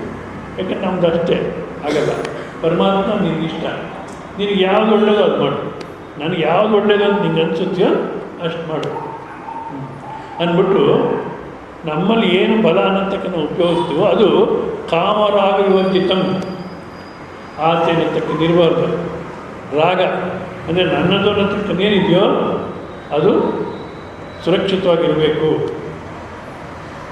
ಅನ್ನತಕ್ಕಂಥ ಇಲ್ಲದಿರ ನಾವು ಮಾಡತಕ್ಕಂಥ ವ್ಯವಹಾರ ಅದರಲ್ಲಿ ಪರಮಾತ್ಮನೇ ಇರ್ತಾನೆ. ಕಾಮಶ್ಚ ರಾಗಶ್ಚ ಕಾಮರಾಗೋ ಕಾಮ ಕೃಷ್ಣ ಅಸಂಕೃಷ್ಟೇಶು ವಿಶೇಷ ರಾಗ ರಂಜನಾ ಪ್ರಾಪ್ತಿ ತಾಭ್ಯಾಂ ಕಾಮರಾಗಾಭ್ಯಾಂ ವಿವರ್ಜಿತಂ. ಆ ಆಸೆ ಮತ್ತು ರಾಗ ಮೋಹನ ಅಂತಕ್ಕಂಥ ಬಿಟ್ಟು ನಾವು ದೇಹಾದಿಧಾರಣ ಮಾತ್ರ ತಂದು ದೇಹಧಾರಣೆಗೆ ಎಷ್ಟು ಮಾತ್ರ ಬೇಕೋ ಅಷ್ಟೇ ಜೀವನ ಮಾಡಬೇಕು. ಇದು ಒಂದು ರೀತಿಯಲ್ಲಿ ಸನ್ಯಾಸಿಗಳಿಗೆ ಹೇಳಿರ್ತಕ್ಕಂಥ ಮಾತು ಅಂತ ತಗೊಬಂದವರು. ಪಾರ್ವತಮ್ಮರೇ, ನಾನು ಹೇಳ್ತೀನಿ ಬಿಟ್ಬಿಡಿ ಅಂತ ನೀವು ಕೇಳಿ ಶುರು ಮಾಡಿ. ಇರ್ತದೆ ದೇಹಧಾರಣೆಗೆ ಎಷ್ಟು ಮಾತ್ರ ಬೇಕೋ ಅಷ್ಟು ಮಾತ್ರ ಉಪಯೋಗಿಸ್ಬೇಕು. ಇದು ಒಂದು ರೀತಿ ಸನ್ಯಾಸಿಗೆ ಹೇಳಿರ್ತಕ್ಕಂಥ ಮಾತು ಅಂತಲೇ ಅನಿಸುತ್ತೆ. ಯಾಕೆಂದ್ರೆ ಸನ್ಯಾಸಿಗೆ ಬೇರೆ ಇನ್ನೇನಿಲ್ಲ, ಹಶ್ವಾದ ಒಂದಿಷ್ಟು ತಿನ್ಬಿಟ್ರೆ ಮುಗೀತು, ಇನ್ನೇನು ವ್ಯವಹಾರ ಇಲ್ಲ. ಅಂದರೆ ಸನ್ಯಾಸಿಯನ್ನು ನಿಜವಾದರೂ ಯಾವ ರೀತಿ ಸನ್ಯಾಸಿ ನೀನೋ ಅದನ್ನು ನೋಡಬೇಕು. ಈಗಿನ ಕಾಲದಲ್ಲಿ ಅಂಥ ಮಹಾನುಭಾವರು ಇದ್ದಾರೆ, ಇಲ್ಲ ಅಂತಲ್ಲ. ಆದರೆ ಮೆಜಾರಿಟಿ ಈಗಿನ ಕಾಲದ ಸನ್ಯಾಸಿಗಳು ನೋಡಿದ್ರೆ ಒಬ್ಬರು ಟಿ ಸಿ ಕೇಳ್ತಿದ್ದಾರೆ ಟ್ರೈನಲ್ಲಿ, ಅದು ಆಧಾರ್ ಕಾರ್ಡ್ ತೊಗೊಂಡೋಗ್ಬೇಕು, ರಿಸರ್ವೇಷನ್ ಮಾಡಿಸಿದ್ರೆ ಆಧಾರ್ ಕಾರ್ಡ್ ಇಟ್ಕೊಂಡಿರ್ಬೇಕು, ಐ ಡಿ ಇದೆಯಾ ಅಂದರು, ಇದೆ ಅಂದೆ, ತೋರಿಸಿದ್ರು, ಕೊಟ್ಟರೆ ಅದು ಡೂಪ್ಲಿಕೇಟ್. ನನಗೂ ಗೊತ್ತಿಲ್ಲ ಡೂಪ್ಲಿಕೇಟ್ ಅಂತ. ಯಾರಿಗೋ ಹೇಳಿದೆ ಆಧಾರ್ ಕಾರ್ಡ್ ಕಳಿಸ್ಬಿಡಿ ಪೋಸ್ಟಲ್ಲಿ ಅಂತ, ಕಳಿಸಿದ್ರು. ಅವರು ನೋಡಿಲ್ಲ, ಒರಿಜಿನಲ್ ಕಳಿಸ್ಬೇಕು, ಅವರು ನೋಡಿಲ್ಲ, ನಾನು ನೋಡ್ಕೊಳ್ಳಿಲ್ಲ, ಒರಿಜಿನಲ್ ಥರ ನಿಂತು ಕೊಟ್ಟೆ ಅವನ ಕೈಗೆ. ಅವ್ರು ಹೇಳಿದ್ರು ಇದು ಒರಿಜಿನಲ್ ಅಲ್ಲ, ಡೂಪ್ಲಿಕೇಟು, ಒರಿಜಿನಲ್ಲೇ ಆಗಬೇಕು ಅಂತ. ಮತ್ತು ಇವಾಗ ಏನು ಮಾಡೋಣ ಅಂತ, ನೀವು ಫೈನ್ ಕಟ್ಟಬೇಕು ಅಂದರೆ, ಆಯಿತು ತಗೊಳ್ಳಿ ಅಂದರೆ. ಎಷ್ಟು ಕಟ್ಟಬೇಕು ತಗೊಳ್ಳಿ. ಎಷ್ಟು ಅಲ್ಲೇ ಈಗಿನ ಕಾಲಕ್ಕೆ ಸನ್ಯಾಸಿಗಳ ಹತ್ರ ಲಕ್ಷಾಂತರ ರೂಪಾಯಿ, ಕೋಟ್ಯಾಂತರ ರೂಪಾಯಿ ಇರುತ್ತೆ ಅಂದರು. ಯಾರಲ್ಲ ನಾರ್ತ್ ಇಂಡಿಯನ್ ಲಕ್ಷಾಂತರ ರೂಪಾಯಿ, ಕೋಟ್ಯಾಂತರ ರೂಪಾಯಿ ಇರುತ್ತೆ, ಕಟ್ಬೋದು ನೀವು ಅಂತ. ಅಲ್ಲ, ಆ ಮಾತು ಬಿಟ್ಟುಬಿಡಿ, ಎಷ್ಟು ಕಟ್ಟಬೇಕಾಗುತ್ತೋ ಹೇಳಿ ಅಂದರೆ, ಏನು ಬೇಡ ಅಂತ ಹೊರಟೋದು, ತಗೊಳ್ಳಿಲ್ಲ ಅಂತ ಇಟ್ಕೊಳ್ಳಿ. ಯಾಕೆ ಹೇಳಿ ಅಂದರೆ, ಈ ಸನ್ಯಾಸಿ ಅಂದರೆ ಕೇವಲ ಭಿಕ್ಷೆ ಅಷ್ಟು ಬಿಟ್ಟರೆ, ಯತಿಧರ್ಮ ಅಂತ ಒಂದು ಪುಸ್ತಕ ರಾಯದುರ್ಗದಲ್ಲಿ ಇದ್ದಾಗ ನಾನು ಓದ್ತಾ ಇದ್ದೆ. ಇನ್ನೂ ಅರ್ಥ ಮುಗಿಸ್ಬಿಟ್ಟು ಹಾಗೆ ಇಟ್ಟು ಬಂದಿದ್ದೀನಿ, ಮತ್ತೆ ಓದೋಣ ಅಂತ. ಅದರಲ್ಲಿ ಹೇಳ್ತಾರೆ, ಸನ್ಯಾಸಿ ಹತ್ರ ಭಿಕ್ಷಾ ಪಾತ್ರೆ ಎರಡು ಕೈ ಇಷ್ಟು ಬಿಟ್ಟು ಇನ್ನೇನಿರಬಾರ್ದು ಅಂತ. ಈಗಿನ ಕಾಲದಲ್ಲಿ ಆ ಕಾರಣ ದೇಹಧಾರಣೆಗೆ ಎಷ್ಟು ಮಾತ್ರ ಬೇಕೋ ಅಷ್ಟು ಮಾತ್ರ ಇರಬೇಕು. ಬಟ್ ಗೃಹಸ್ಥೀವನದಲ್ಲಿರೋರು ಹೇಗದು? ಗೃಹಸ್ಥೀವನದಲ್ಲಿರೋ ಏನು ಮಾಡಬೇಕು? ಗೃಹಸ್ಥೀವನದಲ್ಲಿರೋರು ಶಾಸ್ತ್ರವೇ ಹೇಳುತ್ತೆ, ದಿವಸಕ್ಕೆ 100 ರೂಪಾಯಿ ಖರ್ಚಿದೆ ಅಂದರೆ 120 ರೂಪಾಯಿ ಸಂಪಾದನೆ ಮಾಡು. ಸೊ 100 ರೂಪಾಯಿ ಖರ್ಚಿಗೆ ಮಾಡು, ಇನ್ನು 10 ರೂಪಾಯಲ್ಲಿ ಒಂದು 10 ರೂಪಾಯಿ ದಾನ ಧರ್ಮ ಮಾಡು, ಇನ್ನೊಂದು 10 ರೂಪಾಯಿ ಭವಿಷ್ಯದ ನಿಧಿ, ಯಾರಿಗನ್ನ ಅನಾರೋಗ್ಯ ಆಯಿತು ಓದಿಸ್ಬೇಕು, ಇದಕ್ಕೆ ಒಂದು ಸ್ವಲ್ಪ ದುಡ್ಡು ಹೌದಾ. ಈಗ ನಮಗೆ ಜನರಲ್ ಆಗಿ ಇದಕ್ಕೆ ಮನೆ ಇದೆ ಹೌದಾ, ಮತ್ತು ಒಂದು 2 ವೀಲರ್ ಇದೆ, ಗಂಡು ಹೆಣ್ಣು 2 ಮಕ್ಕಳಿದೆ, ತಿನ್ನಕ್ಕಿದೆ, ಮತ್ತು ಇರ್ಲಿಕ್ಕೆ ಮನೆ ಇದೆ, ಎಲ್ಲ ಅನುಕೂಲವೂ ಇದೆ ಹೌದಾ. ಆದ್ರೂ ಈ ಬೇಕು ಬೇಕು ಅನ್ನೋದು, ಬೇಕು ಬೇಕದು ಬೇಕು ಬೇಕಿದನಗಿನ್ನೊಂದು, ಬೇಕು ಬೇಕದು ಬೇಕು ಬೇಕಿದನಗಿನ್ನೊಂದು, ಒಂದಾದ ಒಂದು ಬೇಕು ಬೇಕು ಬೇಕು ಅಂತಿತ್ತು. ಬೇಕೆನಿಂದ ಬಬ್ಬಿಟ್ಟು ತಲೆಯ ಕಟವನಿದನು, ಏಕೆಂದು ರಚಿಸಿದನೋ ಬ್ರಹ್ಮ. ಈ ಬೇಕು ಜಪ ಸಾಕೆನಿಪುದು ಎಂದಿಗೂ ಯಾವಾಗ ಮುಗಿಯೋದು? ಬೇಕು ಬೇಕು ಅಂತ ಏನಿದೆಯೋ ಅಷ್ಟಲ್ಲೇ ಇರಬೇಕು, ಏನಿದೆಯೋ ಅಷ್ಟಲ್ಲೇ ಇರಬೇಕು. ಏನಿದೆಯೋ ಅಷ್ಟಲ್ಲೇ ಇರಬೇಕು ಅಂದಾಗ ಏನಿದೆ ಸ್ವಾಮೀಜಿ, ಯಾರೋ ಒಬ್ಬ ಶಾಂತಮ್ಮ ಅಂತ ಅವ್ರು ಬಂದರು. ಏನಮ್ಮ ಚೆನ್ನಾಗಿದ್ದೀರಾ? ಏನು ಚೆನ್ನ ಸ್ವಾಮಿ, ನಮ್ಮ ಚೆನ್ನ, ಒಂದು ಸ್ವಂತ ಮನೆ ಇಲ್ಲ, ಒಂದು ವೆಹಿಕಲ್ ಇಲ್ಲ, ಬಡ್ಕೋ ನಮ್ಮ ಚೆನ್ನಕ್ಕೆ ಅಂತ ಶುರು ಮಾಡಿದ್ರು. ಅಷ್ಟೊತ್ತು ಸರಿಯಾಗಿ ಇನ್ನೊಬ್ಬ ಆಕೆ ಬಂದರು, ಆಕೆ ಪ್ರಶಾಂತಮ್ಮ. ಈ ಶಾಂತಮ್ಮ ಅವರು ನೋಡಿ ಇವ್ರು ಕಿತ್ತೋಗಿದ್ರು. ಈ ಶಾಂತಮ್ಮನವ್ರು ಹೇಳ್ತಾರೆ, ಮೊದಲು ನಾನು ಕೇಳಿದ್ನಲ್ಲ, ಸ್ವಂತ ಮನೆ ಇಲ್ಲ, ಕಾರಿಲ್ಲ, ನಮ್ದು ಏನು ಚೆನ್ನ ನೋಡಿ. ಈ ಪ್ರಶಾಂತಮ್ಮನವರು ಚೆನ್ನಾಗಿದ್ದಾರೆ, ಸ್ವಂತ ಮನೆಗಳಿವೆ, ಕಾರುಗಳಿವೆ. ಏನಮ್ಮ ಹೇಗಿದ್ದೀರ ಅಂತ ಅವ್ರಿಗೆ ಕೇಳಿದ್ರೆ, ಅಯ್ಯೋ ನೋಡಿ ಇವರು ಹಾಯಾಗಿದ್ದಾರೆ, ಇವ್ರಿಗೆ ವೆಹಿಕಲ್ ತೊಂದರೆ ಇಲ್ಲ, ಬಾಡಿಗೆ ಮನೆ ತೊಂದರೆ ಇಲ್ಲ, ಯಾವುದಿಲ್ಲ, ಇವರು ಹಾಯಾಗಿದ್ದಾರೆ ಅಂತಾರೆ. ಯಾರು ಆಯಾಗಿದ್ದಾರೆ? ಯಾರೂ ಇಲ್ಲ. ಮತ್ತು ಏನಿದೆಯೋ ಅದರಲ್ಲೇ ಇರಬೇಕು. ಇದು ಯಾವ ಮಟ್ಟಕ್ಕೆ ಹೋಗುತ್ತೆ ಅಂದರೆ ಇನ್ನೊಂದು ಹೇಳಿರ್ತೀನಿ, ಇನ್ನೂ ಒಂದು ನಿಮಿಷ ಇದೆ. ಈ ಶೈವ ಸಿದ್ಧಾಂತದಲ್ಲಿ ಆಯ್ದಕ್ಕಿ ಮಾರಯ್ಯ ಆಯ್ದಕ್ಕಿ ಲಕ್ಕವ ಅಂತಿರ್ತಾರೆ. ಅವರು ರಾಜನಾಗಿದ್ದವರು ಮಾರಯ್ಯ ಬಿಟ್ಟುಬಿಟ್ಟು ಬಸವಣ್ಣವರ ಹತ್ರ ಬಂದು ಸಾಧನೆ ಮಾಡ್ಕೊಂಡಿರ್ತಾರೆ. ಹೆಂಡತಿನೂ ಬರ್ತಾಳೆ, ನಾನು ನಿಮ್ಮ ಜೊತೆಗೆ ಇರ್ತೀನಿ ಅಂತ. ಇಬ್ಬರು ಸಾಧನೆ ಮಾಡ್ಕೊಂಡು ಇರ್ತಾರೆ. ಅಲ್ಲಿ 1000 ಜನಕ್ಕೆ ದಿವಸ ಅನ್ನ ದಾಸೋಹ ನಡೀತಾ ಇರುತ್ತೆ, ಅನ್ನದಾನ ನಡೆಯುತ್ತೆ. ಅಲ್ಲಿ ಹೋಗಿ ಊಟ ಮಾಡಲ್ಲ. ಮತ್ತು ಅಡುಗೆ ಮನೆಗೆ ಹೋಗಿ ಅಲ್ಲಿ ಅಕ್ಕಿ ಬೇಳೆ ಸ್ವಲ್ಪ ಏನು ಕೆಳಗಡೆ ಬಿದ್ದಿರುತ್ತೋ ಅದನ್ನು ಹಾಕ್ಸ್ಕೊಂಡ್ಬಂದು ಅಡುಗೆ ಮಾಡ್ಕೊಂಡು ತಿಂತಾರೆ. ಈ ಪರಿಸ್ಥಿತಿಯಲ್ಲಿ ಇರ್ತಾರೆ. ಇಂಥದ್ರಲ್ಲಿ ಒಂದು ದಿವಸ ಮಾರಯ್ಯ ಹೋಗ್ತಾರೆ. ಒಂದು 25 kg 30 kg ಅಕ್ಕಿಯಲ್ಲಿ ಬಿದ್ದಿರುತ್ತೆ ಅಡುಗೆ ಮನೆಯಲ್ಲಿ. ಭಾಳ ಶ್ರಮಪಟ್ಟು ತೊಗೊಂಡ್ಬರ್ತಾರೆ. ಇನ್ನೊಂದು ತಿಂಗಳು ಹಾಯಾಗಿರ್ಬೋದು ನೋಡಿ. ರಾಜನಾಗಿದ್ದವರು ಅಷ್ಟು ವೈರಾಗ್ಯ ಬಂದು ಅವ್ರ ಹತ್ರ ಒಂದು ದಂಡ ಇರುತ್ತೆ. ಆ ದಂಡ ಅನ್ನತಕ್ಕಂಥದ್ದು ಯಾವ ಹೋಗಿದ್ರು ಬಂಗಾರ ಆಗಿಬಿಡುತ್ತೆ. ಅದನ್ನು ಉಪಯೋಗಿಸ್ಕೊಳ್ಳಲ್ಲ. ಬಸವಣ್ಣನಂತರ ಅವ್ರ ಮನೆಗೆ ಹೋಗಿ ಬಿಟ್ಟು ಬರ್ತಾರೆ. ಈಗ ಅವಶ್ಯಕತೆ ಇದೆಯೋ ಏನಂತ ಅದನ್ನು ಉಪಯೋಗಿಸ್ಕೊಳ್ಳಲ್ಲ. ಇಂಥ ವೈರಾಗ್ಯ ಮೂರ್ತಿಗೆ ಅಕ್ಕಿ ನೋಡಿದ ತಕ್ಷಣ ಆಸೆ ಬಂತು, ಎತ್ಕೊಂಡ್ಬರ್ತಾರೆ. ಸರಿ, ನೀವಾಗಿದ್ದು ಏನಂತಿದ್ರು? ನಾನು ಹೇಳ್ತೀನಿ. ಏನಂತಿದ್ರು ಹೇಳಿ? ನನ್ನ ಯಜಮಾನ ಇವತ್ತನ ಬುದ್ಧಿ ಬಂತು. ಆದರೆ ಲಕ್ಕವ ಹೇಳ್ತಾರೆ, ಅದು ನಿರ್ಲಿಪ್ತ ಜೀವನ. ಲಕ್ಕವ ಹೇಳ್ತಾರೆ, ಇಷ್ಟೊಂದು ಅಕ್ಕಿ ಆಸೆ ನಿನಗೇಕೆ?